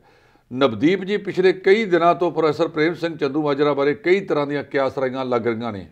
ਪ੍ਰੋਫੈਸਰ ਪ੍ਰੇਮ ਸਿੰਘ ਚੰਦੂਮਾਜਰਾ ਜਿਹੜੇ ਮੋਰਲੀ ਕਤਾਰ ਦੇ ਵਿੱਚ ਹੋ ਕੇ ਖੜਨ ਵਾਲੇ ਆਗੂ ਸ਼੍ਰੋਮਣੀ ਕਮੇਟੀ ਦੇ 100 ਸਾਲਾ ਸਮਾਗਮ ਵਿੱਚ ਵੀ ਨਹੀਂ ਗਏ, ਉੱਥੇ ਸ਼ਮੂਲੀਅਤ ਨਹੀਂ ਕੀਤੀ। ਉਹਨਾਂ ਦੇ ਸਪੁੱਤਰ ਪਤਾ ਲੱਗਿਆ ਕਿ ਗਏ ਨੇ, ਪਰ ਉਹ ਵੀ ਸੰਗਤ ਦੇ ਰੂਪ ਦੇ ਵਿੱਚ ਹੀ ਬੈਠੇ ਸਨ। ਦੂਜਾ ਜਿਹੜਾ ਆਪਾਂ ਕਹੀਏ ਕਿ ਉਹਨਾਂ ਨੇ ਗੱਲ ਕੀਤੀ ਹੈ, ਭੁੰਦੜ ਸਾਹਿਬ ਨੇ ਆਪਣੇ ਸਪੁੱਤਰ ਵਾਸਤੇ ਹਲਕਾ ਰਾਖਵਾ ਰੱਖ ਲਿਆ, ਜਦ ਤੋਤਾ ਸਿੰਘ ਨੇ ਆਪਣੇ ਸਪੁੱਤਰ ਵਾਸਤੇ। ਇਸੇ ਤਰ੍ਹਾਂ ਸਰਦਾਰ ਸੁਖਦੇਵ ਸਿੰਘ ਢੀਂਡਸਾ ਜਿਹੜੇ ਕਿ ਅਕਾਲੀ ਦਲ ਡੈਮੋਕ੍ਰੇਟਿਕ ਦੇ ਮੁਖੀ ਨੇ, ਉਹਨਾਂ ਦੇ ਸਪੁੱਤਰ ਜਿਹੜੇ ਨੇ ਪਰਮਿੰਦਰ ਸਿੰਘ ਢੀਂਡਸਾ, ਉਹਦੇ ਬਾਰੇ ਕਿਹਾ ਕਿ ਉਹਨਾਂ ਨੇ ਹਲਕੇ ਰਾਖਵੇਂ ਰੱਖੇ ਨੇ। ਤਾਂ ਜਿਹੜੇ ਆਮ ਵਰਕਰਾਂ ਦੇ ਵਿੱਚ ਇਹ ਨਿਰਾਸ਼ਤਾ ਪਾਈ ਜਾਂਦੀ ਹੈ ਕਿ ਜਿਹੜੇ ਲੋਕ ਕਈ ਸਾਲਾਂ ਤੋਂ ਜੇਲ੍ਹਾਂ ਕੱਟ ਰਹੇ ਨੇ ਜਾਂ ਹੋਰ ਸੰਘਰਸ਼ ਕੀਤੇ ਅਕਾਲੀ ਦਲ ਲਈ, ਉਹਨਾਂ ਦਾ ਨਾਂ ਨਹੀਂ ਆਉਣਾ। ਇਹ ਇੱਕ ਬੜੀ ਤਿਕੜਮਬਾਜ਼ੀ ਦੇ ਨਾਲ ਜਿਹੜੇ ਸਰਦਾਰ ਪ੍ਰਕਾਸ਼ ਸਿੰਘ ਬਾਦਲ ਸਾਬਕਾ ਮੁੱਖ ਮੰਤਰੀ ਨੇ, ਉਹਨਾਂ ਨੇ ਇਹ ਲੜਾਈ ਲੜੀ। ਉਹਨਾਂ ਨੇ ਕੀਤਾ ਕਿ ਬੜੀ ਤਿਕੜਮਬਾਜ਼ੀ ਲੜਾ ਕੇ ਆਪਣੇ ਪੁੱਤਰ ਨੂੰ ਪਤਾ ਸੀ ਕਿ ਸੁਖਦੇਵ ਸਿੰਘ ਢੀਂਡਸਾ, ਜਥੇਦਾਰ ਤੋਤਾ ਸਿੰਘ, ਬਲਵਿੰਦਰ ਸਿੰਘ ਭੁੰਦੜ, ਪ੍ਰੋਫੈਸਰ ਪ੍ਰੇਮ ਸਿੰਘ ਚੰਦੂਮਾਜਰਾ ਵਰਗੇ ਆਗੂ ਤੋਂ ਸੁਖਬੀਰ ਸਿੰਘ ਬਾਦਲ ਕਿਤੇ ਛੋਟੇ ਨੇ। ਉਹਨਾਂ ਨੇ ਇੱਕ ਬਦਲਵਾਂ ਰੂਪ ਪੈਦਾ ਕਰਨ ਦੀ ਖਾਤਰ ਸੁਖਬੀਰ ਸਿੰਘ ਬਾਦਲ ਨੂੰ ਕਮਾਂਡ ਸੌਂਪਣ ਦੇ ਮੱਦੇ ਨਜ਼ਰ ਇਹਨਾਂ ਆਗੂਆਂ ਦੇ ਸਪੁੱਤਰਾਂ ਨੂੰ ਅੱਗੇ ਲੈ ਜਾਂਦਾ, ਤਾਂ ਕਿ ਉਹਨਾਂ ਸਪੁੱਤਰਾਂ ਦੇ ਵਿੱਚੋਂ ਸਰਦਾਰ ਸੁਖਬੀਰ ਸਿੰਘ ਬਾਦਲ ਸੀਨੀਅਰ ਲੱਗਣ। ਇਹ ਲੰਬੇ ਸਮੇਂ ਤੋਂ ਕੀਤਾ ਜਾ ਰਿਹਾ ਹੈ। ਇੱਕ ਦੂਸਰਾ ਅਕਾਲੀ ਦਲ ਨੇ ਆਪਣਾ ਜਿਹੜਾ ਅਸਲ ਸਟੈਂਡ ਸੀ ਉਹਨੂੰ ਛੱਡ ਦਿੱਤਾ। ਜੇ ਕਿਤੇ ਅਕਾਲੀ ਦਲ ਆਪਣੇ ਅਸਲੀ ਸਟੈਂਡ 'ਤੇ ਖੜ੍ਹਾ ਹੁੰਦਾ ਤਾਂ ਅੱਜ ਕਿਸਾਨੀ ਸੰਘਰਸ਼ ਦੀ ਅਗਵਾਈ ਵੀ ਅਕਾਲੀ ਦਲ ਕਰ ਰਿਹਾ ਹੁੰਦਾ। ਪਰ ਜਿਸ ਤਰ੍ਹਾਂ ਉਹ ਹਾਸ਼ੀਏ 'ਤੇ ਧੱਕਿਆ ਗਿਆ, ਉਹਨਾਂ ਨੂੰ ਸਵੈ ਪੜਚੋਲ ਦੀ ਲੋੜ ਹੈ। ਉਹਨਾਂ ਨੇ ਜਿਹੜੀ ਪੰਜਾਬੀ ਪਾਰਟੀ ਬਣਾਈ, ਅਕਾਲੀ ਦਲ ਨੂੰ ਪੰਥਕ ਧਿਰਾਂ ਨੂੰ ਛੱਡ ਕੇ ਆਪਣੀ ਪੰਜਾਬੀ ਪਾਰਟੀ ਵਾਲੇ ਪਾਸੇ ਨੂੰ ਤੁਰੇ। ਉਹਨੇ ਅਕਾਲੀ ਦਲ ਦਾ ਭਾਵੇਂ ਵਕਤੀ ਤੌਰ 'ਤੇ ਤਾਂ ਫਾਇਦਾ ਹੋ ਗਿਆ ਹੋਵੇ, ਪਰ ਕੁੱਲ ਮਿਲਾ ਕੇ ਨੁਕਸਾਨ ਕੀਤਾ। ਇਸ ਲਈ ਅਕਾਲੀ ਦਲ ਨੂੰ ਆਪਣਾ ਪਾਰਟੀ ਸਫਾ ਕਿਵੇਂ ਮਜ਼ਬੂਤ ਕਰਨੀਆਂ ਨੇ, ਇਹ ਤਾਂ ਪਾਰਟੀ ਪ੍ਰਧਾਨ ਸੁਖਬੀਰ ਸਿੰਘ ਬਾਦਲ ਜਾਂ ਉਹਨਾਂ ਦੇ ਨੇੜਲੇ ਆਗੂ ਦੱਸ ਸਕਦੇ ਨੇ ਕਿ ਉਹ ਕਿਹੜੇ ਤਰੀਕੇ ਦੇ ਨਾਲ 2022 ਦੇ ਵਿੱਚ ਸੱਤਾ ਪ੍ਰਾਪਤ ਕਰਨਗੇ, ਕੀ ਲੋਕ ਉਹਨਾਂ ਨੂੰ ਅਜਿਹੇ ਸਥਿਤੀ ਦੇ ਵਿੱਚ ਪ੍ਰਵਾਨ ਕਰਨਗੇ ਜਾਂ ਨਹੀਂ। ਜੀ ਬਿਲਕੁਲ। ਤੇ ਵੇਲਾ ਇੱਕ ਛੋਟੀ ਜਿਹੀ ਬ੍ਰੇਕ ਦਾ ਹੋ ਚੱਲਿਆ, ਜਾਣਾ ਤੁਸੀਂ ਕਿਤੇ ਨਹੀਂ। ਮਿਲਦੇ ਇੱਕ ਛੋਟੀ ਜਿਹੀ ਵਕਫੇ ਤੋਂ ਬਾਅਦ। ਛੋਟੀ ਜਿਹੀ ਬ੍ਰੇਕ ਤੋਂ ਬਾਅਦ ਇੱਕ ਵਾਰ ਤੁਹਾਡਾ ਫੇਰ ਤੋਂ ਸਵਾਗਤ ਹੈ ਸਾਡੇ ਖਾਸ ਪ੍ਰੋਗਰਾਮ ਨਿਊਜ਼ ਬਿਹਾਈਂਡ ਨਿਊਜ਼ ਦੇ ਵਿੱਚ। ਤੇ ਬ੍ਰੇਕ ਤੋਂ ਪਹਿਲਾਂ ਕੁਝ ਕਾਲਰ ਸੀਗੇ ਜਿਹੜੇ ਸਾਡੇ ਨਾਲ ਜੁੜ ਕੇ ਸੀਗੇ, ਉਹਨਾਂ ਦੇ ਨਾਲ ਪਹਿਲਾਂ ਗੱਲਬਾਤ ਕਰਾਂਗੇ, ਫਿਰ ਅਸੀਂ ਆਪਣੀ ਗੱਲ ਜਾਰੀ ਰੱਖਾਂਗੇ। ਸਤਿ ਸ਼੍ਰੀ ਅਕਾਲ ਜੀ, ਸਵਾਗਤ ਹੈ ਜੀ ਤੁਹਾਡਾ। ਹੈਲੋ, ਸਤਿ ਸ਼੍ਰੀ ਅਕਾਲ ਜੀ। ਜੀ ਸਤਿ ਸ਼੍ਰੀ ਅਕਾਲ। ਸਤਿ ਸ਼੍ਰੀ ਅਕਾਲ ਜੀ। ਮੈਂ ਤਾਂ ਇਹ ਗੱਲ ਕਰਨੀ ਚਾਹੁੰਦਾ ਸੀ ਕਿ ਹੁਣੇ ਤੇ ਖਬਰਾਂ ਤੁਹਾਡੀਆਂ ਆਈਆਂ 15 ਮਿੰਟ ਪਹਿਲਾਂ, ਉਹ ਚ ਤੁਸੀਂ ਕਹਿੰਦੇ ਹੋ 2 ਕਿਸਾਨ ਯੂਨੀਅਨਾਂ ਮੰਨਦੀਆਂ ਨਹੀਂ। ਹੁਣ ਤੁਸੀਂ ਕਹਿੰਦੇ ਆ ਕਿਸਾਨਾਂ ਦੀ ਰੇਲਾਂ ਖੋਲਤੀਆਂ, 2 ਨਾ ਮੰਨੇ ਜਾਂ 5 ਨਾ ਮੰਨੇ, ਜਦ ਤੱਕ 100% ਨਹੀਂ ਮੰਨਣਗੇ, ਜੇ ਕੋਈ ਸਰਕਾਰ ਹੋਈ ਉੱਥੇ ਕੇਂਦਰ ਦੇ ਵਿੱਚ ਤੇ ਉਹ ਰੇਲਾਂ ਨਹੀਂ ਚਲਾਊਗੀ। ਜੇ ਸਰਕਾਰ ਨਹੀਂ ਹੋਊਗੀ, ਨਕਮੀ ਸਰਕਾਰ ਉਹ ਰੇਲਾਂ ਚਲਾਊਗੀ, ਕਿਉਂਕਿ ਇਹਨਾਂ ਦੀ ਆਪਣੇ ਵਿੱਚ ਹੀ ਯੂਟੀਆਂ ਦੇ ਕਿਸੇ ਨਹੀਂ ਗੀ। ਦੂਜਾ ਕਿਸਾਨ ਨੇਤਾ ਇਹ ਕਹਿਣ ਡਿਆ ਸੀਗਾ, ਮੇਰਾ ਤਰਕ ਆ, ਕਿਸਾਨ ਨੇਤਾ ਇਹ ਕਹਿੰਦਾ ਹੈ ਵੀ ਆਰਮੀ ਦੀ ਸਪਲਾਈ ਜਾਣੀ ਬੜੀ ਜ਼ਰੂਰੀ ਆ, ਉਹ ਜਾਣੀ ਬੜੀ ਜ਼ਰੂਰੀ ਆ, ਇਹ ਜਾਣੀ ਬੜੀ ਜ਼ਰੂਰੀ ਆ। ਉਹਦੇ ਗਾਲੇ ਬਣੀ ਵੀ ਰੋਂਦੀ ਯਾਰਾਂ ਨੂੰ ਨਾ ਲੈ ਰਹੇ ਭਰਾਵਾਂ ਦੇ। ਅੱਛਾ, ਉਹਦੇ ਪੁੱਠਾ ਕੰਮ ਕਰਦੇ ਆ। ਉਹਦੇ ਨਾਲ 15 ਦਿਨਾਂ ਖੋਲੀਆਂ ਪਰਸਨਲ ਨਿੱਜੀ ਗੇਨ ਵਾਸਤੇ ਵੀ ਖਾਦਾਂ ਸਾਡੀਆਂ ਆਏ 15 ਦਿਨਾਂ 'ਚ ਮੁੜ ਕੇ ਬੰਦ ਕਰ ਦਈਏ। ਸਤਿ ਸ਼੍ਰੀ ਅਕਾਲ ਜੀ। ਜੀ ਬਹੁਤ ਬਹੁਤ ਧੰਨਵਾਦ, ਤੁਸੀਂ ਸਾਡੇ ਨਾਲ ਜੁੜੇ। ਇੱਕ ਵਾਰ ਤੁਹਾਨੂੰ ਫੇਰ ਤੋਂ ਦੱਸ ਦਈਏ ਕਿ ਸਰਵਣ ਸਿੰਘ ਪੰਧੇਰ ਹੋਰਾਂ ਦੀ ਜਥੇਬੰਦੀ ਨਹੀਂ ਮੰਨੀ ਸੀ, ਜਿਸ ਕਰਕੇ ਇਹ ਗੱਲਬਾਤ ਜਾਰੀ ਹੈ। ਪਰ ਬਾਕੀ ਜਿਹੜੀਆਂ ਵੀ 30 ਕਿਸਾਨ ਜਥੇਬੰਦੀਆਂ ਦੀ ਮੀਟਿੰਗ ਹੋਈ ਸੀ, ਉਹਨਾਂ ਨੇ ਇਸ ਚੀਜ਼ ਦੀ ਹਾਮੀ ਭਰੀ ਹੈ, ਜਿਸ ਦੇ ਮੱਦੇਨਜ਼ਰ ਹੀ ਪੰਜਾਬ ਸਰਕਾਰ ਨੇ ਗੱਲਬਾਤ ਕਰਕੇ ਕੇਂਦਰ ਨੂੰ ਗੱਲ ਕਹੀ ਹੈ ਤੇ ਕੇਂਦਰ ਨਿਰੀਖਣ ਤੋਂ ਬਾਅਦ ਹੀ ਗੱਡੀਆਂ ਚਲਾਵੇਗਾ। ਜੀ ਜੇ ਧਰਨੇ ਤੇ ਕਿਸਾਨ ਬੈਠੇ ਹੋਣਗੇ ਤਾਂ ਇਹ ਅਸੀਂ ਆਪ ਹੀ ਸਮਝ ਸਕਦੇ ਹਾਂ ਕਿ ਨਿਰੀਖਣ ਕਰਕੇ ਹੀ, ਇਸ ਲਈ ਅਸੀਂ ਤੁਹਾਨੂੰ ਪਹਿਲਾਂ ਕਿਹਾ ਕਿ ਕੇਂਦਰ ਵੱਲੋਂ ਨਿਰੀਖਣ ਕੀਤਾ ਜਾਵੇਗਾ ਕਿ ਵਾਕਿਆ ਹੀ ਸਾਰੇ ਰੇਲਵੇ ਟਰੈਕ ਖਾਲੀ ਨੇ, ਉਸ ਤੋਂ ਬਾਅਦ ਹੀ ਗੱਡੀਆਂ ਚਲਾਈਆਂ ਜਾਣਗੀਆਂ। ਤੇ ਹੁਣ ਅਗਲੇ ਕਾਲਰ ਦਾ ਸਵਾਗਤ ਕਰਾਂਗੇ। ਸਤਿ ਸ਼੍ਰੀ ਅਕਾਲ ਜੀ, ਸਵਾਗਤ ਹੈ ਜੀ ਤੁਹਾਡਾ। ਟੈਲੀਵਿਜ਼ਨ ਦੀ ਆਵਾਜ਼ ਘਟਾ ਦਿਓ, ਸਾਡੇ ਨਾਲ ਡਾਇਰੈਕਟ ਗੱਲ ਕਰੋ। ਹੈਲੋ ਜੀ ਸਤਿ ਸ਼੍ਰੀ ਅਕਾਲ। ਹਾਂਜੀ ਸ੍ਰੀ ਅਕਾਲ ਢਿੱਲੋਂ ਸਾਹਿਬ, ਸਤਿ ਸ੍ਰੀ ਅਕਾਲ ਗਲੋਬਲ ਵਾਲਿਆਂ ਸਾਰਿਆਂ ਨੂੰ। ਸਤਿ ਸ਼੍ਰੀ ਅਕਾਲ ਜੀ, ਸਤਿ ਸ਼੍ਰੀ ਅਕਾਲ। ਮੈਂ ਤਾਂ ਜਿਹੜੀ ਉਹ ਪੰਧੇਰ ਸਾਹਿਬ ਆ, ਪਹਿਲਾਂ ਗੱਲ ਉਹਦੀ ਕਰਦਾ ਹਾਂ ਜੀ ਵੀ ਉਹ ਪਹਿਲਾਂ ਤੋਂ ਹੀ ਅੱਡ ਚੱਲ ਰਿਹਾ ਬੜਾ ਆਪਦੇ ਜਾਣੇ ਤਾਂ ਉਹ ਇੱਥੇ ਦੰਦਾ ਹੁੰਦਾ ਡਿਬੇਟ ਤੇ ਸਿਆਣੀਆਂ ਗੱਲਾਂ ਉਹਨਾਂ ਦੀਆਂ, ਉਹ ਵੀ ਚੰਗੀ ਗੱਲ ਆ ਜਿਹੜਾ ਕਿਸਾਨਾਂ ਨੂੰ ਅਗਵਾਈ ਕਰ ਰਿਹਾ। ਪਰ ਮੈਨੂੰ ਇੱਕ ਗੱਲ ਦੀ ਸਮਝ ਨਹੀਂ ਆਈ, ਜਿੱਥੋਂ ਤੋਂ ਐਜੀਟੇਸ਼ਨ ਚੱਲ ਰਹੀ ਹੈ ਕਿਸਾਨਾਂ ਦੀ, ਉਹਦਾ ਪ੍ਰੋਗਰਾਮ ਸਭ ਤੋਂ ਵੱਖਰਾ ਚੱਲ ਰਿਹਾ। ਉਹਦਾ ਅੰਦਰੋਂ ਕਾਰਨ ਕੀ ਆ? ਕਿਉਂ ਜਦੋਂ 30 ਜਥੇਬੰਦੀਆਂ ਇੱਕ ਪਾਸੇ ਆ, ਉਹ ਕੱਲੀ ਜਥੇਬੰਦੀ ਆ ਜਦੋਂ ਕਿਸੇ ਲੱਖੋਵਾਲ ਨੂੰ ਪਾਸੇ ਕਰਤਾ ਸੀ ਉਸ ਟਾਈਮ, ਜਦੋਂ ਉਹਨੇ ਸਾਥੋਂ ਪਾਸੇ ਹੋ ਕੇ ਕੋਰਟ ਤੇ ਹਿੱਟ ਪਾਸ ਕੀਤੀ। ਇਸ ਕਰਕੇ ਇਹਦੀ ਬਹੁਤ ਵੱਡੀ ਗਲਤੀ ਆ। ਜਿਹੜੀ ਦੂਜੀ ਜਥੇਬੰਦੀਆਂ ਨੇ ਕੈਪਟਨ ਸਾਹਿਬ ਨਾਲ ਮੀਟਿੰਗ ਕੀਤੀ, ਉਹ ਸਾਨੂੰ ਦੋ ਫਾਇਦੇ ਹੋਏ।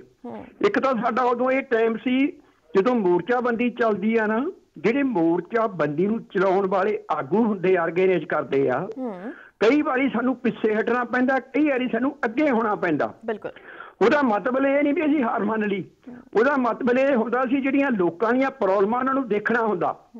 ਹੁਣ ਇਸ ਟਾਈਮ ਪ੍ਰੋਬਲਮ ਸੀ ਰੇਹ ਦੀ ਵੀ ਸੀ, ਹੋਰਾਂ ਦੀ ਸੀ, ਇੰਡਸਟਰੀ ਦੀ ਸੀ। ਇਸ ਕਰਕੇ ਸਾਡੇ ਜਿਹੜੀ ਉਹਨੇ ਮੁੱਖ ਮੰਤਰੀ ਨੇ ਮੀਟਿੰਗ ਬੁਲਾਈ, ਬੜੇ ਟਾਈਮ ਵਧੀਆ ਮੰਗਾਈ, ਲੋਹਾ ਭਖਿਆ ਵਾ ਸੀ।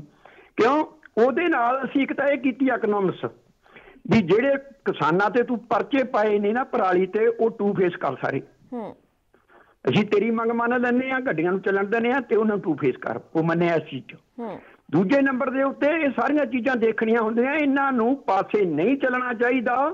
ਜਿਹੜੀ ਕੋਈ ਅੰਦਰੋਂ ਗੱਲਬਾਤ ਹੁੰਦੀ ਆ ਉਹਦੇ ਨਾਲ ਤਰੇੜਾਂ ਪੈਂਦੀਆਂ, ਤਰੇੜਾਂ ਨਾਲ ਉਸ ਨੂੰ ਜਾਈ ਜਿਹੜੀ ਆਰਗੇਨਾਈਜ਼ ਕਰ ਰਹੀਆਂ ਕਿਸਾਨ ਜਥੇਬੰਦੀਆਂ, ਉਹਨਾਂ ਨੂੰ ਇਸ ਦੇ ਨਾਲ ਲੋਕਾਂ ਦੀ ਤੇ ਤੁਹਾਡੇ ਕਮਿਟ ਕਰਨ ਦੀ ਮੌਕਾ ਮਿਲ ਜਾਂਦਾ ਜੇ ਕਿਉਂ ਚੱਲ ਰਹੀ ਆ। ਇਸ ਕਰਕੇ ਅਸੀਂ ਉਹਨਾਂ ਨੂੰ ਬੇਨਤੀ ਕਰਦੇ ਹਾਂ, ਤੁਸੀਂ ਵੀ ਕਰਿਆ ਕਰੋ ਵੀ ਤੁਸੀਂ ਕਿਉਂ ਨਹੀਂ ਉਹਨਾਂ ਦੇ ਨਾਲ ਮੀਟਿੰਗ ਸ਼ਾਮਲ ਹੁੰਦੇ।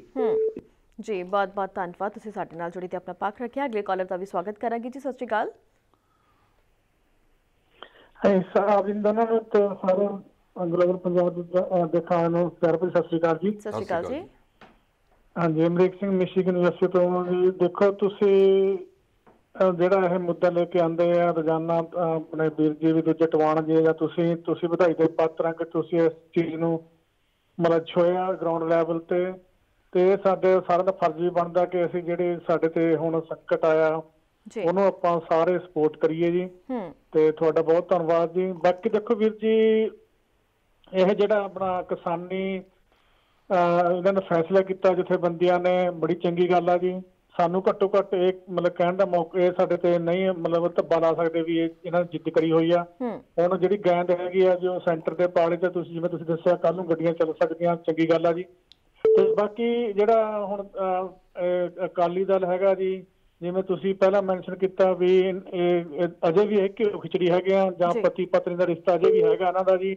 ਨਹੀਂ ਤਾਂ ਮਤਲਬ ਜਿਵੇਂ ਵੱਡੇ ਬਾਦਲ ਜੀ ਆ, ਇਹ ਪ੍ਰਕਾਸ਼ ਸਿੰਘ ਬਾਦਲ ਜੀ, ਉਹਨਾਂ ਨੇ ਕੋਈ ਨਾ ਕੋਈ ਸਟੇਟਮੈਂਟ ਦੇਣੀ ਸੀ। ਪਰ ਜਿਹੜੀ ਆ ਉਹ ਮੇਰੇ ਖਿਆਲ 60 ਸਾਲ ਦੇ ਵਿੱਚ ਜੋ ਜੇ ਕੋਈ ਕਿਤੇ ਵੀ ਕੰਮ ਚੰਗਾ ਵੀ ਕਰਿਆ ਹੋਣਾ, ਉਹ ਸਾਰਾ ਜਿਹੜਾ ਉਹ ਵੀਡੀਓ ਪਾ ਕੇ ਆਪਣੇ ਉਹਨਾਂ ਨੇ ਸਾਰੀ ਆਪਣੇ ਉਹਦੇ ਪਾਣੀ ਫੇਰ ਲਿਆ ਤੇ ਬੜੀ ਬਦਨਾਮੀ ਵਾਲੀ ਗੱਲ ਆ ਜੀ। ਹੁਣ ਮੈਨੂੰ ਲੱਗਦਾ ਉਹ ਜਨਤਾ ਦੇ ਸਾਹਮਣੇ ਕਿਸੇ ਮੂੰਹ ਦੇ ਨਾਲ ਕਹਿਣਗੇ ਆ ਕੇ ਵੀ ਹਾਂ ਇਹ ਜਿਹੜੇ ਕਾਨੂੰਨ ਹੈਗੇ ਆ ਉਹ ਕਿਸਾਨਾਂ ਦੇ ਵਿਰੁੱਧ ਆ।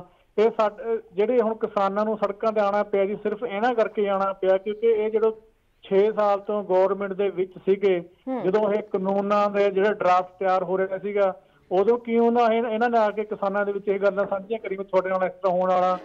ਜਿਹੜੇ ਅੱਜ ਕਹਿੰਦੇ ਵੀ ਅਸੀਂ ਕੁਰਬਾਨੀ ਦੇ ਦਿੱਤੀ ਹੈ, ਕੋਈ ਕੁਰਬਾਨੀ ਨਹੀਂ ਹੁੰਦੀ। ਇਹ ਸਾਰੇ ਹੀ ਕਿਸਾਨਾਂ ਨੇ ਹੀ ਮਤਲਬ ਇਹਨਾਂ ਨੂੰ ਇਹ ਰਾਜ ਭਾਗ ਸੰਭਾਲਿਆ ਹੋਇਆ ਸੀਗਾ ਤੇ ਜੇ ਛੱਡਿਆ ਇਹ ਕੋਈ ਕੁਰਬਾਨੀ ਨਹੀਂ ਹੈਗੀ। ਸਮਕਾ ਇਹਨਾਂ ਨੇ ਗਦਾਰੀ ਕੀਤੀ ਹੈ ਜੀ ਕਿਸਾਨਾਂ ਨਾਲ, ਪੰਜਾਬ ਨਾਲ। ਜੇ ਸਮੇਂ ਤੇ ਮਤਲਬ ਸੰਭਾਲਿਆ ਹੁੰਦਾ ਸਾਰਾ ਕੁਝ, ਅੱਜ ਜਿਹੜਾ ਕਿਸਾਨ ਇੰਨੇ ਠੰਡ ਦੇ ਵਿੱਚ ਬੱਚੇ ਛੱਡ ਕੇ ਪਿੱਛੇ ਆਪਣੇ ਪਰਿਵਾਰਾਂ ਦੇ ਹੋਰ ਮੈਂਬਰਾਂ ਨੂੰ ਡੰਗਰਾਂ ਛੱਡ ਕੇ ਬੈਠ ਗਏ ਉੱਥੇ। ਜੀ ਬਹੁਤ ਬਹੁਤ ਧੰਨਵਾਦ, ਤੁਸੀਂ ਸਾਡੇ ਨਾਲ ਜੁੜੇ ਤੇ ਆਪਣਾ ਪੱਖ ਰੱਖਿਆ। ਅਗਲੇ ਕਾਲਰ ਦਾ ਸਵਾਗਤ ਕਰਾਂਗੇ ਜੀ। ਸਤਿ ਸ਼੍ਰੀ ਅਕਾਲ।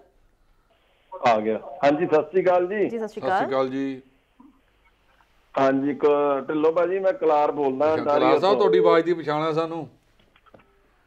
ਹਾਂ ਓਕੇ, ਥੈਂਕ ਯੂ ਬ੍ਰਦਰ। ਅੱਛਾ ਵੀਰ ਜੀ, ਨਾ ਮੇਰੀ ਗੱਲ ਬੜੇ ਪਿਆਰ ਨਾਲ ਸੁਣਿਓ, ਮੈਂ ਤੁਹਾਤੋਂ ਕੁਛ ਮਤਲਬ ਨੌਲੇਜ ਲੈਣੀ ਚਾਹੁੰਦਾ। ਤੁਸੀਂ ਇਹ ਦੇਖੋ ਕਿ ਪੰਜਾਬ ਦੇ ਕਿਸਾਨਾਂ ਨੇ ਮੋਰਚਾ ਵਿੱਢਿਆ ਹੋਇਆ, ਪੰਜਾਬ ਦੀ ਨਾ ਸਿਰ ਧੜ ਦੀ ਬਾਜੀ ਲੱਗੀ ਹੋਈ ਆ ਸੈਂਟਰ ਦੇ ਨਾਲ। ਇੱਕ ਦਿਨ ਨਾ ਮੈਂ ਸੋਸ਼ਲ ਮੀਡੀਆ ਨੂੰ ਫੋਲ ਰਿਹਾ ਸੀ, ਉਹਦੇ ਵਿੱਚ ਨਾ ਇਹਨਾਂ ਨੇ ਪਾਇਆ ਹੋਇਆ ਸੀ, ਕਿਸੇ ਨੇ ਕਹਿੰਦੇ ਸੀ ਹਾਲੇ ਤੁਸੀਂ ਰੁਕ ਜਾਓ, ਪੰਜਾਬ ਨੂੰ ਉਹਨਾਂ ਨੇ ਇੱਕ ਹੋਰ ਤੋਹਫਾ ਦੇਣਾ। ਉਹ ਤੋਹਫਾ ਕਿਹੜਾ ਜੀ? ਕਹਿੰਦੇ ਕਿ ਗੁਰਦਾਸਪੁਰ, ਪਠਾਨਕੋਟ ਤੇ ਹੁਸ਼ਿਆਰਪੁਰ ਨੂੰ ਕੱਟ ਕੇ ਜੰਮੂ ਦੇ ਨਾਲ ਜੋੜ ਦੇਣਾ। ਇਹਦੇ ਬਾਰੇ ਜੇ ਕੋਈ ਤੁਹਾਡੀ ਨੌਲੇਜ ਦੇ ਵਿੱਚ ਬ੍ਰਦਰ ਗੱਲ ਹੋਈ ਤਾਂ ਮੈਨੂੰ ਜ਼ਰੂਰ ਦੱਸਿਓ। ਓਕੇ ਵੀਰ ਜੀ। ਜੀ ਬਹੁਤ ਬਹੁਤ ਧੰਨਵਾਦ। ਤੇ ਢਿੱਲੋਂ ਸਾਹਿਬ ਕੀ ਕਹਿਣਾ ਚਾਹੋਗੇ? ਪਹਿਲਾਂ ਤਾਂ ਮੈਂ ਕੁਲਾਰ ਸਾਹਿਬ ਦੀ ਗੱਲ ਦਾ ਜਵਾਬ ਦੇ ਦਿਆਂ। ਇਹ ਸੋਸ਼ਲ ਮੀਡੀਆ ਦੇ ਉੱਤੇ ਜ਼ਰੂਰ ਚੱਲਿਆ ਹੋਇਆ ਸੀ, ਪਰ ਇਹਦੀ ਕੋਈ ਅਥੈਂਟਿਸਿਟੀ ਨਹੀਂ ਹੈ। ਨਾ ਤਾਂ ਕੇਂਦਰ ਸਰਕਾਰ ਨੇ ਇਸ ਸੰਬੰਧ ਦੇ ਵਿੱਚ ਕੋਈ ਗੱਲ ਕੀਤੀ ਹੈ ਤੇ ਨਾ ਇਹਦੇ ਤੇ ਕੋਈ ਪ੍ਰਤੀਕਰਮ ਆਪਣਾ ਰਾਜ ਸਰਕਾਰ ਨੇ ਦਿੱਤਾ। ਇਹਦਾ ਮਤਲਬ ਕਈ ਵਾਰੀ ਸੋਸ਼ਲ ਮੀਡੀਆ ਦੇ ਉੱਤੇ ਅਜਿਹੀਆਂ ਟਿੱਪਣੀਆਂ ਪਾ ਦਿੱਤੀਆਂ ਜਾਂਦੀਆਂ ਨੇ ਜਿਨ੍ਹਾਂ ਦਾ ਸੱਚਾਈ ਨਾਲ ਦੂਰ ਤੋਂ ਰਸਤਾ ਨਹੀਂ ਹੁੰਦਾ। ਹੁਣ ਤੁਸੀਂ ਦੇਖੋ, ਇਹ ਜਿਹੜਾ ਇਹ ਸੰਘਰਸ਼ ਚੱਲ ਰਿਹਾ, ਆਪਾਂ ਕਹਿੰਦੇ ਵੀ ਇੱਕ ਕਿਸਾਨ ਜਥੇਬੰਦੀ ਵੱਖਰੀ ਹੋ ਗਈ। ਜਦੋਂ 30 ਕਿਸਾਨ ਜਥੇਬੰਦੀਆਂ ਇਕੱਠੀਆਂ ਨੇ ਇਹ ਲੋਕਤੰਤਰੀ ਹਿੱਸਾ, ਤਾਂ ਉਹਨਾਂ ਨੂੰ ਮਿਸਟਰ ਪੰਧੇਰ ਨੂੰ ਵੀ ਇਸ ਪਾਸੇ ਵੱਲ ਉਹਨਾਂ ਦੇ ਨਾਲ ਖੜਨਾ ਚਾਹੀਦਾ ਹੈ। ਜੇ ਕੇਂਦਰ ਸਰਕਾਰ ਤਾਂ ਚਾਹੁੰਦੀ ਹੈ ਕਿ ਇਹਨਾਂ ਕਿਸਾਨ ਜਥੇਬੰਦੀਆਂ ਦੇ ਵਿੱਚ ਦਫਾੜ ਪਾਇਆ ਜਾਵੇ, ਉਹਨਾਂ ਦੇ ਦੇਖੋ ਵਿਚਾਰਧਾਰਾ ਸਾਰਿਆਂ ਦੀ ਇੱਕ ਨਹੀਂ ਹੋ ਸਕਦੀ। ਜੇ ਬਹੁ ਗਿਣਤੀ ਵਿਚਾਰਧਾਰਾ ਇੱਕ ਪਾਸੇ ਆ ਤਾਂ ਮੈਂ ਸਮਝਦਾ ਕਿ ਜਿਹੜੀ ਇੱਕ ਧਿਰ ਵੱਖਰੀ ਹੈ ਉਹਨੂੰ ਨਾਲ ਰਲਣਾ ਚਾਹੀਦਾ, ਨਾਲ ਖੜਨਾ ਚਾਹੀਦਾ। ਮੇਰਾ ਖਿਆਲ ਪੰਧੇਰ ਸਾਹਿਬ ਨੇ ਜਿਹੜਾ ਦਿੱਲੀ ਜਾਣ ਵਾਲਾ ਪ੍ਰੋਗਰਾਮ ਆ ਉਹ ਤਾਂ ਉਹਨਾਂ ਨੇ ਮੰਨਿਆ ਕਿ ਅਸੀਂ ਦਿੱਲੀ ਵਾਲੇ ਪ੍ਰੋਗਰਾਮ ਦੇ ਵਿੱਚ ਤਾਂ ਨਾਲ ਜਾਵਾਂਗੇ, ਔਰ ਇਹ ਵੀ ਉਹ ਕਹਿੰਦੇ ਆ ਕਿ ਸਾਡੇ ਨਾਲ ਜਿੱਥੇ ਮਰਜ਼ੀ ਬਹਿਸ ਕਰ ਲਈ ਜਾਵੇ, ਸਾਨੂੰ ਕੋਈ ਉਹ ਨਹੀਂ। ਹੁਣ ਦਿੱਲੀ ਵਾਲੇ ਮਾਮਲੇ ਦੇ ਵਿੱਚ ਵੀ ਜਿਹੜਾ ਆਲ ਇੰਡੀਆ ਜਿਹੜਾ ਆਪਣਾ ਇਹ ਉਹਨਾਂ ਦਾ ਜਿਹੜਾ ਤਾਲਮੇਲ ਕਨਵੀਨਰ ਨੇ ਮਿਸਟਰ BM ਸਿੰਘ, ਉਹਨਾਂ ਨੇ ਕਹਿਤਾ ਕਿ ਇੱਕ ਪਾਸੇ ਕੋਵਿਡ ਦਾ ਕਹਿਰ ਵੱਧ ਰਿਹਾ। ਕੇਂਦਰ ਸਰਕਾਰ ਨੇ ਇੱਕ ਟੀਮਾਂ ਭੇਜੀਆਂ ਨੇ ਪੰਜਾਬ, ਹਰਿਆਣਾ, ਹਿਮਾਚਲ ਆਦਿ ਵਿੱਚ ਵੀ ਤੁਸੀਂ ਜਾ ਕੇ ਜਾਇਜ਼ਾ ਲਓ। ਜਿਸ ਵੇਲੇ ਕਿਸਾਨ ਦਿੱਲੀ ਨੂੰ ਚੱਲ ਪਏ ਨੇ ਉਸ ਵੇਲੇ ਤੁਹਾਨੂੰ ਨਜ਼ਰ ਆਇਆ, ਪਹਿਲਾਂ ਤੁਹਾਨੂੰ ਨਜ਼ਰ ਨਹੀਂ ਆਇਆ। ਪਹਿਲਾਂ ਤੁਸੀਂ ਕਿੱਥੇ ਸੁੱਤੇ ਪਏ ਸੀ? ਇਹ ਕਰੋਨਾ ਅੱਜ ਦਾ ਵਧਿਆ। ਜਦੋਂ ਇੱਥੇ ਕਰੋਨਾ ਦੇ ਕੇਸ ਘੱਟ ਸੀ ਉਦੋਂ ਤੁਸੀਂ ਲੋਕਾਂ ਨੂੰ ਘਰਾਂ 'ਚ ਤੁੰਨਤਾ, ਪ੍ਰਵਾਸੀ ਮਜ਼ਦੂਰਾਂ ਦੇ ਰੁਜ਼ਗਾਰ ਖਤਮ ਕਰਤੇ, ਸਨਅਤਕਾਰਾਂ ਦੀ ਉਤਪਾਦ ਖਤਮ ਕਰਤੇ, ਉਦੋਂ ਤੁਹਾਨੂੰ ਨਜ਼ਰ ਨਾ ਆਇਆ।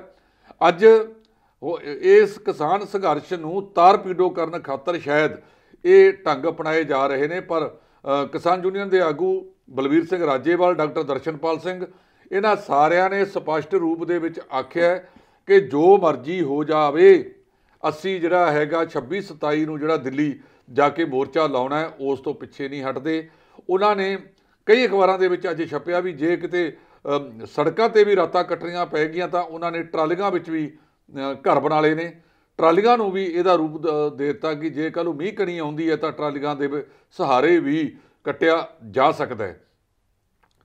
ਕਿਸਾਨੀ ਸੰਘਰਸ਼ ਦੇ ਵਿੱਚ ਜੇ ਆਪਾਂ ਕਹੀਏ ਤਾਂ ਜਿੰਨੀਆਂ ਜਥੇਬੰਦੀਆਂ ਨੇ, ਇੱਥੋਂ ਤੱਕ ਕਿ ਵਪਾਰੀ ਜਥੇਬੰਦੀਆਂ, ਸ਼ਹਿਰਾਂ ਦੀਆਂ ਸਨਅਤਕਾਰਾਂ ਦੀਆਂ ਜਥੇਬੰਦੀਆਂ, ਵਿਦਿਆਰਥੀ ਜਥੇਬੰਦੀਆਂ, ਮੁਲਾਜ਼ਮ ਜਥੇਬੰਦੀਆਂ, ਉਹ ਸਾਰੇ ਦੇ ਸਾਰੇ ਕਿਸਾਨੀ ਸੰਘਰਸ਼ ਦਾ ਬੜੀ ਵੱਡੀ ਪੱਧਰ ਦੇ ਉੱਤੇ ਸਾਥ ਦੇ ਰਹੇ ਨੇ।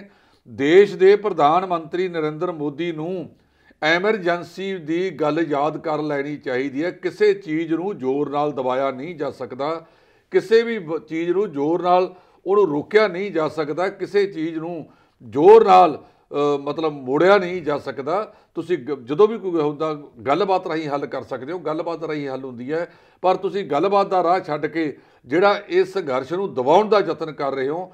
ਅੱਜ ਸਮੁੱਚੇ ਭਾਰਤ ਦੀਆਂ ਕਿਸਾਨ ਜਥੇਬੰਦੀਆਂ ਪੰਜਾਬ ਦੇ ਇਹਨਾਂ ਕਿਸਾਨਾਂ ਦੇ ਨਾਲ ਦਿੱਲੀ ਵੱਲ ਕੂਚ ਕਰਨਗੀਆਂ।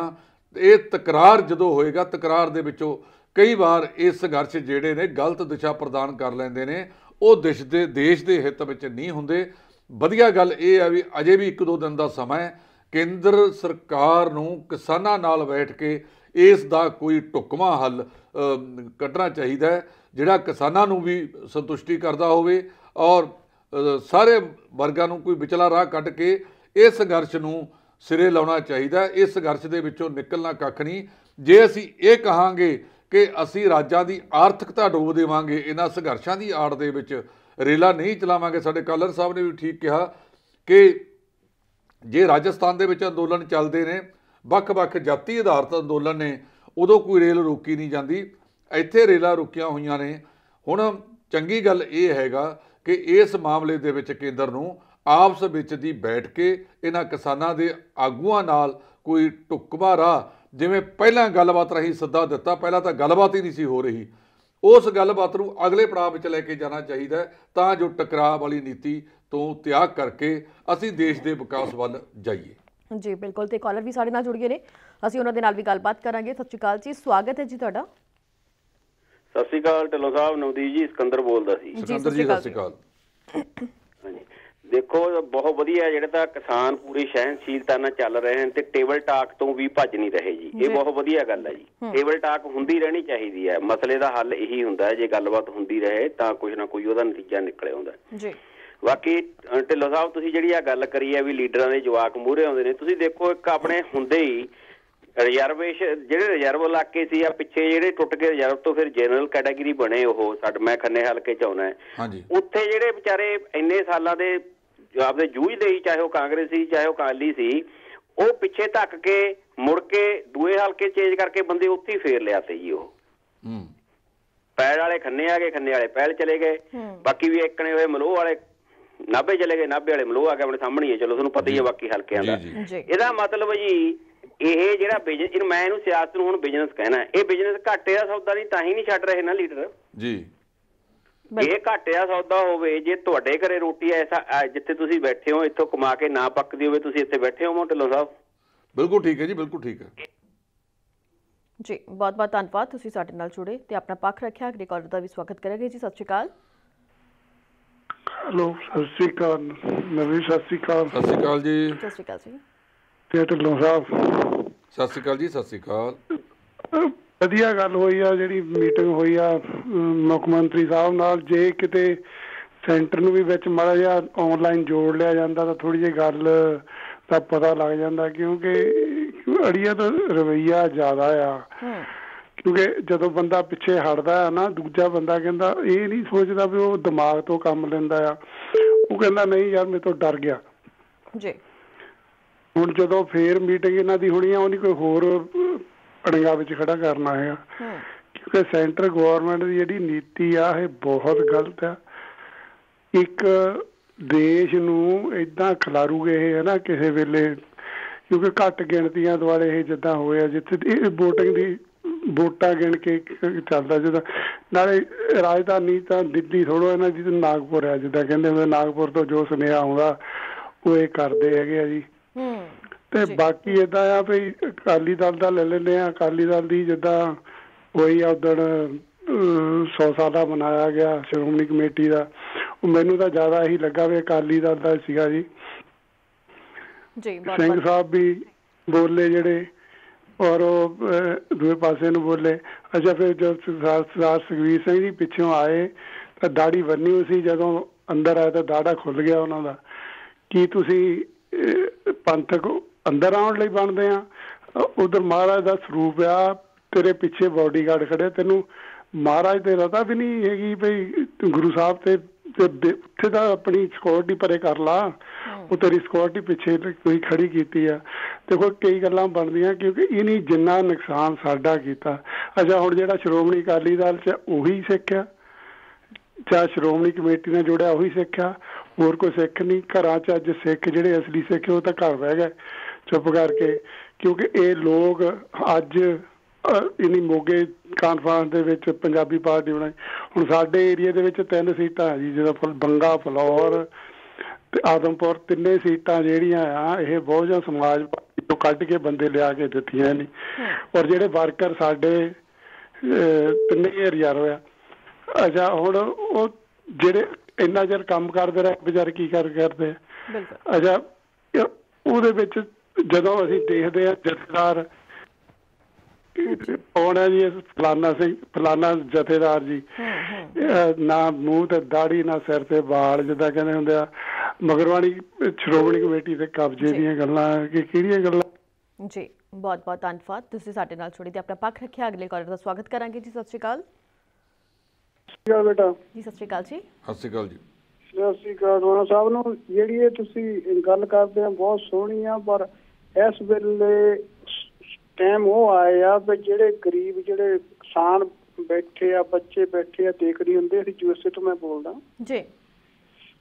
ਤੇ ਇਹ ਨਾ ਤਾਂ ਕਿਸੇ ਨੇ ਕਰਨਾ, ਅਕਾਲੀ ਦਲ ਨੇ ਕੁਛ, ਨਾ ਸਾਡਾ ਕਰਨਾ ਕਾਂਗਰਸ ਨੇ ਕੁਛ, ਨਾ ਕਰਨਾ ਮੋਦੀ ਨੇ, ਤਾਂ ਪਰਮਾਤਮਾ ਹੀ ਕਰੂਗਾ। जी बहुत बहुत धन्यवाद कि तुसी कॉल की थी अपना पक्ष रखिया। अगले कॉलर का भी स्वागत करांगे जी। सत श्री अकाल। हेलो जी, सत श्री अकाल जी। सत श्री अकाल जी। हाँ, पहला तो तुहाडा धन्नवाद जी बहुत बहुत। ये जिहड़ा मुद्दा अजकल पंजाब च संघर्ष चल रहा ਉਹਦੇ ਨਾਲ संबंधित आ जी। पर बदकिस्मती इस गल दी है जी भी देश आजाद होने तो बाद अज तक भी किसानी की हालत सुधरी नहीं। ਇਹਦਾ ਸਾਰਿਆਂ ਨਾਲੋਂ ਵੱਡਾ ਕਾਰਨ ਆ ਜੀ ਵੀ ਜਿਹੜੇ ਸਾਡੇ ਪੋਲੀਟੀਸ਼ੀਅਨ ਆ ਜੀ, ਜਿਹੜੇ ਆਜ਼ਾਦੀ ਤੋਂ ਬਾਅਦ ਸਾਡੇ ਪੋਲੀਟੀਸ਼ੀਅਨ ਸੱਤਾ ਦੇ ਵਿੱਚ ਆਏ, ਥੋੜੇ ਕੁ ਸਾਲ ਤਾਂ ਉਹਦੇ ਵਿੱਚ ਰਹੇ ਜਿਹੜੇ ਲੀਡਰ ਸਾਡੇ ਜਿਹੜੇ ਆਜ਼ਾਦੀ ਸੰਘਰਸ਼ ਨਾਲ ਜੁੜੇ ਸੀ, ਉਸ ਤੋਂ ਬਾਅਦ ਜਿਹੜੇ ਇਹ ਘਰਾਣੇ ਆ ਰਹੇ ਆ ਜੀ, ਜਿਵੇਂ ਤੁਸੀਂ ਗੱਲ ਕੀਤੀ ਵੀ ਪਸ਼ਤੈਨੀ ਕਿੱਤਾ ਇਹਨਾਂ ਨੇ ਬਣਾ ਲਿਆ ਹੋਇਆ ਵੀ ਪਹਿਲਾਂ ਬਾਪ ਆ ਜਾ, ਪਹਿਲਾਂ ਦਾਦਾ ਸੀਗਾ, ਫਿਰ ਬਾਪ ਆ ਗਿਆ, ਹੁਣ ਗਾਂ ਪੁੱਤ ਵੀ ਤੁਰ ਪਿਆ, ਫਿਰ ਪੋਤੇ ਨੂੰ ਵੀ ਤਿਆਰ ਕਰੀ ਜਾਂਦੇ ਆ ਜੀ। ਸੋ ਇਹ ਜਿਹੜਾ ਆਲਰੇਡੀ ਸਥਾਪਿਤ ਹੋਏ ਆ ਜੀ ਪੋਲੀਟੀਸ਼ੀਅਨ, ਇਹਨਾਂ ਦੀ ਸੋਚ ਦੇ ਵਿੱਚ ਕਿਸਾਨੀ ਨਾਲ ਪਿਆਰ ਨਹੀਂ ਹੈਗਾ ਜੀ, ਨਾ ਪੰਜਾਬ ਦੇ ਮੁੱਦਿਆਂ ਨਾਲ ਇਹਨਾਂ ਨੂੰ ਪਿਆਰ ਆ ਜੀ। ਇਹਨਾਂ ਦਾ ਸਿਰਫ ਇੱਕੋ ਇੱਕ ਮੋਟਿਵ ਆ ਵੀ ਸੱਤਾ ਦੇ ਉੱਤੇ ਕਾਬਜ਼ ਕਿਵੇਂ ਰਹਿਣਾ ਜੀ। ਇਹ ਜਦੋਂ ਇਹ ਲੋਕ ਸਭਾ ਜਾਂ ਪੰਜਾਬ ਵਿਧਾਨ ਸਭਾ ਦੇ ਵਿੱਚ ਹੁੰਦੇ ਆ ਜੀ, ਉੱਥੇ ਤਾਂ ਇਹ ਕਈ ਵਾਰੀ ਆਪਣੀ ਸਟੇਟ ਦੇ ਅਗੇਂਸਟ ਜਾਂ ਆਪਣੇ ਲੋਕਾਂ ਦੇ ਅਗੇਂਸਟ ਬਿੱਲ ਨੂੰ ਪਾਸ ਕਰਨ ਦੇ ਵਿੱਚ ਹਾਂ 'ਚ ਵੋਟ ਪਾਏ ਆਉਂਦੇ ਆ ਜੀ, ਬਾਹਰ ਨਿਕਲ ਕੇ ਮੁੱਕਰ ਜਾਂਦੇ ਆ ਇਹ, ਬਾਹਰ ਨਿਕਲ ਕੇ ਆ ਕੇ ਫਿਰ ਉਲਟ ਬਿਆਨਬਾਜ਼ੀ ਸ਼ੁਰੂ ਕਰ ਦਿੰਦੇ ਆ ਵੋਟਾਂ ਲੈਣ ਲਈ। ਔਰ ਇਹਦੀ ਸਭ ਤੋਂ ਵੱਡੀ ਐਗਜ਼ਾਮਪਲ ਆ ਹੋਣ ਵਾਲੇ ਕਿਸਾਨੀ ਬਿੱਲ ਆ ਜੀ। ਪਿਛਲੀ ਐਗਜ਼ਾਮਪਲ ਧਾਰਾ 5 ਪੰਜਾਬ ਦੇ ਪਾਣੀਆਂ ਦੇ ਮੁੱਦੇ ਬਾਰੇ 2004 ਚ ਪਾਈ ਗਈ ਸੀ, ਸਾਰਿਆਂ ਨੇ ਅੰਦਰ ਸਰਬਸੰਮਤੀ ਨਾਲ ਉਹਨੂੰ ਪਾਸ ਕੀਤਾ ਜੀ, ਬਾਹਰ ਆ ਕੇ ਸ਼ੁਰੂ ਕਰਤਾ ਵੀ ਸਾਨੂੰ ਅਗਲੀ ਇਲੈਕਸ਼ਨ ਚ ਜਿਤਾ ਦਿਓ, ਅਸੀਂ ਰੱਦ ਕਰ ਦਾਂਗੇ ਜੀ। ਬਿਲਕੁਲ। ਔਰ ਉਹ ਰੱਦ ਨਹੀਂ ਕੀਤੀ ਜੀ, ਉਹ ਅੱਜ ਵੀ ਵੈਲਿਡ ਆ। ਤੁਸੀਂ ਉੱਥੇ ਸੈਂਟਰ ਸਰਕਾਰ ਦੀ ਵੈਬਸਾਈਟ ਤੇ ਜਾ ਕੇ ਦੇਖੋ। ਸਾਡੇ ਨਾਲ ਜਿਹੜੀ ਸਭ ਤੋਂ ਵੱਡੀ ਪ੍ਰੋਬਲਮ ਆ ਜੀ, ਸਾਡੇ ਪੰਜਾਬ ਦੇ ਪੋਲੀਟੀਸ਼ੀਅਨ ਪੰਜਾਬ ਲਈ ਸੁਹਿਰਦ ਨਹੀਂ ਗੇ ਹੈਗੇ। ਪੰਜਾਬ ਦੇ ਵਿੱਚੋਂ ਪਿਛਲੇ 2 ਦਹਾਕਿਆਂ ਦੇ ਵਿੱਚ ਤਕਰੀਬਨ 10,000 ਤੋਂ ਉੱਪਰ ਇੰਡਸਟਰੀਆਂ ਬਾਹਰ ਜਾ ਚੁੱਕੀਆਂ। ਇਹ ਹੁਣ ਹੀ ਨਹੀਂ ਜਾਣ ਲੱਗੀਆਂ ਆਪਾਂ, ਜਿੱਦਾਂ ਹੁਣ ਵੀ ਟ੍ਰੇਨਾਂ ਦੇ ਬੰਦ ਹੋਣ ਤੇ ਰੌਲਾ ਪਾਇਆ ਜੀ। ਜੀ ਜੀ ਬਿਲਕੁਲ। ਉਦੋਂ ਕੀ ਕਾਰਨ ਸੀਗਾ? ਦੇਖੋ ਇਹਨਾਂ ਨੇ ਇਹ ਕਦੀ ਵੀ ਪੰਜਾਬ ਲਈ ਸੁਹਿਰਦ ਨਹੀਂ ਹੁੰਦੇ ਜੀ। ਦੇਖੋ ਪੰਜਾਬ ਦੇ 2 ਅਦਾਰੇ ਆ, ਮਾਰਕਫੈਡ ਤੇ ਵੇਰਕਾ, ਇਹੋ ਜਿਹੀ ਇੰਡਸਟਰੀ ਨੂੰ ਪ੍ਰਫੁੱਲਤ ਕਰਨ ਲਈ ਕੁਛ ਨਹੀਂ ਕੀਤਾ ਜੀ ਇਹਨਾਂ ਨੇ। ਰੇਤਾ ਬਜਰੀ ਦੇ ਕੰਟਰੈਕਟਾਂ ਲੈਣ ਦੇ ਵਿੱਚ ਜਾਂ ਹੋਰ ਜਿਵੇਂ ਸ਼ਰਾਬ ਦੇ ਕੰਟਰੈਕਟ ਲੈਣ ਦੇ ਵਿੱਚ ਸਾਰਾ ਇਹ ਤਾਣਾ ਬਾਣਾ ਉਲਝਿਆ ਹੋਇਆ। ਆਮ ਲੋਕਾਂ ਦੀ ਕੋਈ ਸੁਣਵਾਈ ਨਹੀਂ ਹੋ ਰਹੀ। ਆਮ ਲੋਕਾਂ ਲਈ ਸਾਡੇ ਪੰਜਾਬ ਦੇ ਪੋਲੀਟੀਸ਼ੀਅਨ ਕੰਮ ਨਹੀਂ ਕਰ ਰਹੇ ਜੀ। बहुत बहुत धन्यवाद तुसीं साडे नाल जुड़े ते समा बहुत ही सीमित रह गया ते जांदे जांदे असीं एक कॉल है जिहड़ी लास्ट कॉल वो जरूर लवांगे। सत श्री अकाल जी, स्वागत है जी तुहाडा। हेलो, तुसीं टैलीविजन की आवाज़ ऑन रखी हुई है पर तुहानूं नहीं पता लग्या कि तुहाडी कॉल भी है जिहड़ी वो लग गई है। जेकर तुसीं ऑन एयर हो तां तुसीं गल कर सकदे हो जी। हेलो जी, सत श्री अकाल, स्वागत है तुहाडा। हाँ जी, मैं सिकंदरे बोलदा। पता नहीं मेरी गल हुंदे हुंदे तुसीं मैनूं होल्ड ते चले गए जी। मेरी गल सॉरी पूरी नहीं सी होई जी। ਜਿਹੜੇ ਢਿੱਲੋਂ ਸਾਹਿਬ ਤੁਸੀਂ ਕਿਹਾ ਵੀ ਕੱਲ ਹੀ ਹਾਸ਼ੀਏ ਤੇ ਚਲੇ ਗਏ, ਕੱਲ ਹੀ ਹਾਸ਼ੀਏ ਤੇ ਆਪਦੇ ਆਪ ਗਏ ਨੇ, ਕਿਸੇ ਨੇ ਨਹੀਂ ਧੱਕਿਆ ਜੀ ਇਹਨਾਂ ਨੂੰ। ਇੱਕ ਇੱਕ ਬੱਸ ਵਾਲੇ ਬੰਦੇ ਵਿਚਾਰੇ ਮਾਲਕ ਕਨੈਕਟਰਾਂ ਦੀ ਇੱਕ ਬੱਸ ਹੁੰਦੀ ਸੀ, ਆਪਦਾ ਰੁਜ਼ਗਾਰ ਤੋਰਦੇ ਸੀ, ਆਪਦਾ ਟੱਬਰ ਪਾਲਦੇ ਸੀ। ਉਹਨਾਂ ਨੇ ਮੂਹਰੇ ਪਿੱਛੇ ਬੱਸਾਂ ਲਾ ਕੇ ਉਹਨਾਂ ਦੇ ਰੁਜ਼ਗਾਰ ਖੋਹ ਲਏ। ਜਦ ਇੱਕ ਬੇਰੁਜ਼ਗਾਰ ਬੰਦਾ ਜੌਬ ਨਹੀਂ ਮਿਲਦੀ, ਬੱਸ ਅੱਡੇ ਤੇ ਖੜਾ, ਮੂਹਰੇ ਬਾਦਲਾਂ ਦੀ ਬੱਸ ਲੰਘਦੀ ਹੈ ਤੇ ਫਿਰ ਉਹ ਵੋਟ ਪਾਊ ਬਾਦਲਾਂ ਨੂੰ ਜੀ। ਬਿਲਕੁਲ ਠੀਕ ਹੈ, ਬਿਲकुल। बहुत बहुत धन्यवाद तुसीं साडे नाल जुड़े। ढिल्लों साहब समा सिर्फ 1 मिनट दा, जांदे जांदे तुसीं की कहना चाहोगे? देखो सारे ही कॉलरां ने बड़ियां अहम गल्लां कीतियां ने। उन्हां गल्लां दे विच कि ਇਹ ਰਾਜਸੀ ਆਗੂਆਂ ਦੀਆਂ ਜਿਹੜੀਆਂ ਆਪਣੀਆਂ ਨੀਤੀਆਂ ਨੇ ਉਹਨਾਂ ਕਰਕੇ ਹੀ ਪੰਜਾਬ ਹਾਸ਼ੀਏ ਤੇ ਗਿਆ ਹੈ। ਤੁਹਾਨੂੰ ਯਾਦ ਹੋਣਾ ਡਾਕਟਰ ਮਨਮੋਹਨ ਸਿੰਘ, ਜਿਨ੍ਹਾਂ ਨੂੰ ਬਹੁਤ ਹੀ ਸੁਹਿਰਦ ਤੇ ਇੱਕ ਨਿਮਾਣਾ ਇਨਸਾਨ ਆਖਿਆ ਜਾਂਦਾ ਹੈਗਾ, ਕੋਈ ਉਹਨਾਂ ਤੇ ਇਲਜ਼ਾਮ ਨਹੀਂ ਹੈਗਾ। ਉਹਨਾਂ ਨੇ ਜਦੋਂ ਇਹ ਅਕਾਲੀ ਦਲ ਦੀ ਨੀਤੀ ਰਹੀ ਹੈ कि ਜਦੋਂ ਅੰਬਾਲਾ ਟੱਪ ਜਾਂਦੇ ਆ ਉਹ ਕੇਂਦਰ ਸਰਕਾਰ ਵਾਲਿਆਂ ਦੇ ਪੂਰੇ ਗੁਣ ਗਾਉਂਦੇ ਆ, ਭਾਵੇਂ ਉਹ ਆਪਦੇ ਹੱਕ ਚੋਣ ਜਾਂ ਵਿਰੋਧ ਚੋਣ। ਜਦੋਂ ਵਾਪਸ ਆ ਜਾਂਦੇ ਆ, ਡਾਕਟਰ ਮਨਮੋਹਨ ਸਿੰਘ ਨੇ ਕਿਹਾ ਕਿ ਬਾਦਲ ਸਾਹਿਬ ਤੁਸੀਂ ਜਿੰਨੇ ਵਾਰੀ ਵੀ ਮੇਰੇ ਕੋਲ ਆਏ ਉਨੇ ਵਾਰੀ ਤੁਸੀਂ ਕੋਈ ਪਾਰਟੀ ਦੀ ਗੱਲ, ਤੁਸੀਂ ਕੋਈ ਪੰਜਾਬ ਦੀ ਗੱਲ ਨਹੀਂ ਕੀਤੀ, ਸਗੋਂ ਨਿੱਜੀ ਫਾਇਦੇ ਲੈਣ ਵਾਸਤੇ ਗੱਲਾਂ ਕਰਦੇ ਰਹੇ ਹੋ। ਸੋ ਜਦੋਂ ਤੱਕ ਨਿੱਜਵਾਦ ਭਾਰੂ ਰਹੂਗਾ ਅਸੀਂ ਆਪਣੇ ਸੂਬੇ ਦੇ ਹਿੱਤਾਂ ਵੱਲ ਨਹੀਂ ਜਾਵਾਂਗੇ। ਮੈਨੂੰ ਯਾਦ ਹੈ ਸਰਦਾਰ ਸੁਰਜੀਤ ਸਿੰਘ ਬਰਨਾਲਾ ਜਿਹੜੇ ਰਾਜਪਾਲ ਹੁੰਦੇ ਸੀ, ਉਹ ਕਹਿੰਦੇ ਵੀ ਚੰਦਰ ਬਾਬੂ ਨਾਇਡੂ ਜਿੰਨੇ ਵਾਰ ਮੇਰੇ ਕੋਲ ਆਉਂਦਾ ਹਮੇਸ਼ਾ ਆ ਕੇ ਕਹਿੰਦਾ ਵੀ ਬਰਨਾਲਾ ਸਾਹਿਬ ਚਲੋ ਕੇਂਦਰ ਸਰਕਾਰ ਵਿੱਚ ਚੱਲ ਗਏ, ਆਪਾਂ ਕੋਈ ਨਾ ਕੋਈ ਸਟੇਟ ਵਾਸਤੇ ਹੋਰ ਪ੍ਰੋਜੈਕਟ ਲੈ ਕੇ ਆਈਏ। ਸਾਡੇ ਇਹਨਾਂ ਰਾਜਸੀ ਆਗੂਆਂ ਕਿਸੇ ਵੀ ਪਾਰਟੀ ਨਾਲ ਸੰਬੰਧਿਤ ਹੈ, ਇਹਨਾਂ ਨੇ ਕੋਈ ਵੱਡੇ ਪ੍ਰੋਜੈਕਟ ਇਹ ਪੰਜਾਬ ਲਿਆਉਣ ਵਾਸਤੇ ਜਿਹਦੇ ਵਿੱਚ ਭਾਵੇਂ ਇਹਨਾਂ ਦਾ ਸ਼ੇਅਰ ਵੀ ਪਾਉਣਾ ਪੈਂਦਾ ਹੈਗਾ, ਉਹ ਕਦੇ ਉਹਦੇ ਤੇ ਧਿਆਨ ਕੇਂਦਰਿਤ ਨਹੀਂ ਕੀਤਾ। ਇਹ ਜਿੰਨੇ ਭਾਵੇਂ ਅਫਸਰ ਜਾਣ ਜਾਂ ਰਾਜਸੀ ਆਗੂ ਜਾਣ, ਸਿਰਫ ਆਪਣੀਆਂ ਗੱਲਾਂ ਕਰਕੇ ਤੁਰਾ ਫੇਰਾ ਕਰਕੇ ਮौज ਮਸਤੀ ਕਰਕੇ ਮੁੜ ਆਉਂਦੇ ਨੇ। ਇਸ ਤੋਂ ਇਲਾਵਾ ਪੰਜਾਬ ਪ੍ਰਤੀ ਇਹਨਾਂ ਦੀ ਸੁਹਿਰਦਤਾ ਨਹੀਂ ਹੈਗੀ। ਅੱਜ RTI ਦੇ ਵਿੱਚ ਕਢਾ ਲਓ ਕਿ ਪੰਜਾਬ ਦੇ ਮੁਕਾਬਲੇ ਬਾਕੀ ਸੂਬੇ ਕਿੰਨੇ ਪ੍ਰੋਜੈਕਟ ਕੇਂਦਰ ਸਰਕਾਰ ਕੋਲੋਂ ਲੈ ਗਏ। ਪੰਜਾਬ ਦਾ ਜਿਹੜਾ ਕਹਿੰਦੇ ਹੁੰਦੇ ਆ ਕਿ ਖਜ਼ਾਨਾ ਹੈਗਾ ਉਹ ਤਾਂ ਉਹ ਇਸ ਗੱਲ ਦੇ ਬਰਾਬਰ ਹੈ ਕਿ ਘਰ ਦਾਣੇ ਨਹੀਂ ਮਾਂ ਪੀਣ ਚੱਲੀ ਹੈ, ਜਦੋਂ ਇਹਨਾਂ ਕੋਲ ਦਵਾਨੀ ਹੈ ਹੀ ਨਹੀਂ। ਇੱਕ ਦੂਜੇ ਨੇ ਲੋਕ ਲਵਾਊ ਨੀਤੀਆਂ ਦੇ ਵਿੱਚ ਸਰਕਾਰੀ ਖਜ਼ਾਨਾ ਉਜਾੜਤਾ, ਆਪਣੇ ਘਰ ਭਰਨ ਵਾਸਤੇ ਸਰਕਾਰੀ ਖਜ਼ਾਨਾ ਉਜਾੜਤਾ। ਉਸ ਵੇਲੇ ਫਿਰ ਕੀ ਇਹਨਾਂ ਤੋਂ ਆਸ ਰੱਖਾਂਗੇ ਕਿ ਪੰਜਾਬੀ ਸੂਬੇ ਨੂੰ ਇਹ ਅੱਗੇ ਲੈ ਕੇ ਜਾਣਗੇ।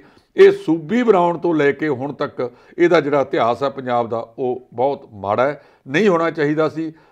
2022 ਆ ਰਹੀ ਹੈ, ਪੰਜਾਬ ਦੇ ਲੋਕ ਕਿਸੇ ਸੁਹਿਰਦ ਆਗੂਆਂ ਨੂੰ ਅੱਗੇ ਲਿਆਉਣ ਦਾ ਯਤਨ ਕਰਨ ਤਾਂ ਜੋ ਪੰਜਾਬ ਨੂੰ ਇਸ ਦਲਦਲ ਚੋਂ ਕੱਢਿਆ ਜਾ ਸਕੇ। ਜੀ ਢਿੱਲੋਂ ਸਾਹਿਬ, ਤੁਹਾਡਾ ਬਹੁਤ-ਬਹੁਤ ਧੰਨਵਾਦ ਕਿ ਬਹੁਤ ਵਧੀਆ ਸਲੀਕੇ ਦੇ ਨਾਲ ਤੁਸੀਂ ਸਾਰੀਆਂ ਸਰਗਰਮੀਆਂ ਤੇ ਵਿਚਾਰ ਚਰਚਾ ਕੀਤੀ, ਸਾਰੇ ਦਰਸ਼ਕਾਂ ਦੇ ਸਵਾਲਾਂ ਤੇ ਜਵਾਬ ਦਿੱਤੇ। ਸੋ ਅੱਜ ਦੇ ਇਸ ਪ੍ਰੋਗਰਾਮ ਦੇ ਵਿੱਚ ਇੰਨਾ ਹੀ ਜੀ। ਮਿਲਾਂਗੇ ਆਪਾਂ ਅਗਲੇ ਹਫਤੇ ਫਿਰ ਤੋਂ ਪ੍ਰੋਗਰਾਮ ਨਿਊਜ਼ ਬਿਹਾਈਂਡ ਨਿਊਜ਼ ਦੇ ਵਿੱਚ। ਤਦ ਤੱਕ ਦੇ ਲਈ ਸਾਨੂੰ ਤੋਂ ਇਜਾਜ਼ਤ। ਸਤਿ ਸ਼੍ਰੀ ਅਕਾਲ। ਤੁਸੀਂ हैरान तो जरूर हो रहे हो कि एक बंदा पैंट कमीज पा के ट्रैक्टर चला रहा है, खेती कर रहा है। जी हाँ, दुनिया बड़ी तेज़ रफ्तार नाल बदल रही है, तो फिर साडी खेती क्यों ना बदले। खेती नूं लाहेवंद बनाउण लई बहुत ज़रूरी है आधुनिक जानकारी अते तकनीक नाल जुड़ना। केंद्र वालों कानून आया है, ਇਹਦਾ ਬਹੁਤ ਵੱਡੇ ਪੱਧਰ ਤੇ ਵਿਰੋਧ ਹੋਇਆ। ਇਹਨੇ ਇੱਕ ਮਿੱਠੀ ਜ਼ਹਿਰ ਦਿੱਤੀ ਹੈ, ਅੱਜ ਆਪਾਂ ਨੂੰ ਇੱਕ ਦਿਖਾ ਰਹੇ ਨੇ। ਗਲੋਬਲ ਪੰਜਾਬ ਟੀਵੀ ਤੁਹਾਨੂੰ ਜੋੜੇਗਾ ਬਦਲਦੀ ਖੇਤੀ ਦੁਨੀਆ ਨਾਲ। ਤੁਸੀਂ ਇੰਜੀਨੀਅਰਿੰਗ ਦੀ ਡਿਗਰੀ ਕਰਕੇ ਫੇਰ ਖੇਤਾਂ 'ਚ ਆ ਗਏ। ਖੇਤੀ ਪ੍ਰੋਗਰਾਮਾਂ ਦੇ ਤਜਰਬੇਕਾਰ ਅਮਰਜੀਤ ਸਿੰਘ ਬੜੈਚ ਦਾ ਵਿਸ਼ੇਸ਼ ਸ਼ੋਅ ਫਾਰਮ ਹਾਊਸ ਹਰ ਐਤਵਾਰ 7:30 ਵਜੇ ET ਤੁਹਾਡੇ ਆਪਣੇ ਗਲੋਬਲ ਪੰਜਾਬ ਟੀਵੀ ਤੇ। ਹੁਣ ਤੁਸੀਂ ਦੇਖ ਸਕਦੇ ਹੋ ਗਲੋਬਲ ਪੰਜਾਬ ਟੀਵੀ ਨੂੰ ਡਾਊਨਲੋਡ ਕਰੋ ਸਾਡੀ ਐਪ ਐਂਡਰੋਇਡ ਜਾਂ iOS ਤੇ ਫ੍ਰੀ ਵਿੱਚ, roku ਅਤੇ Amazon Fire TV ਤੇ ਜਾਂ Apple TV ਤੇ। ਨਾਲ ਹੀ ਦੇਖ ਸਕਦੇ ਹੋ ਲਾਈਵ ਸਟ੍ਰੀਮਿੰਗ www.globalpunjabtv.com ਤੇ।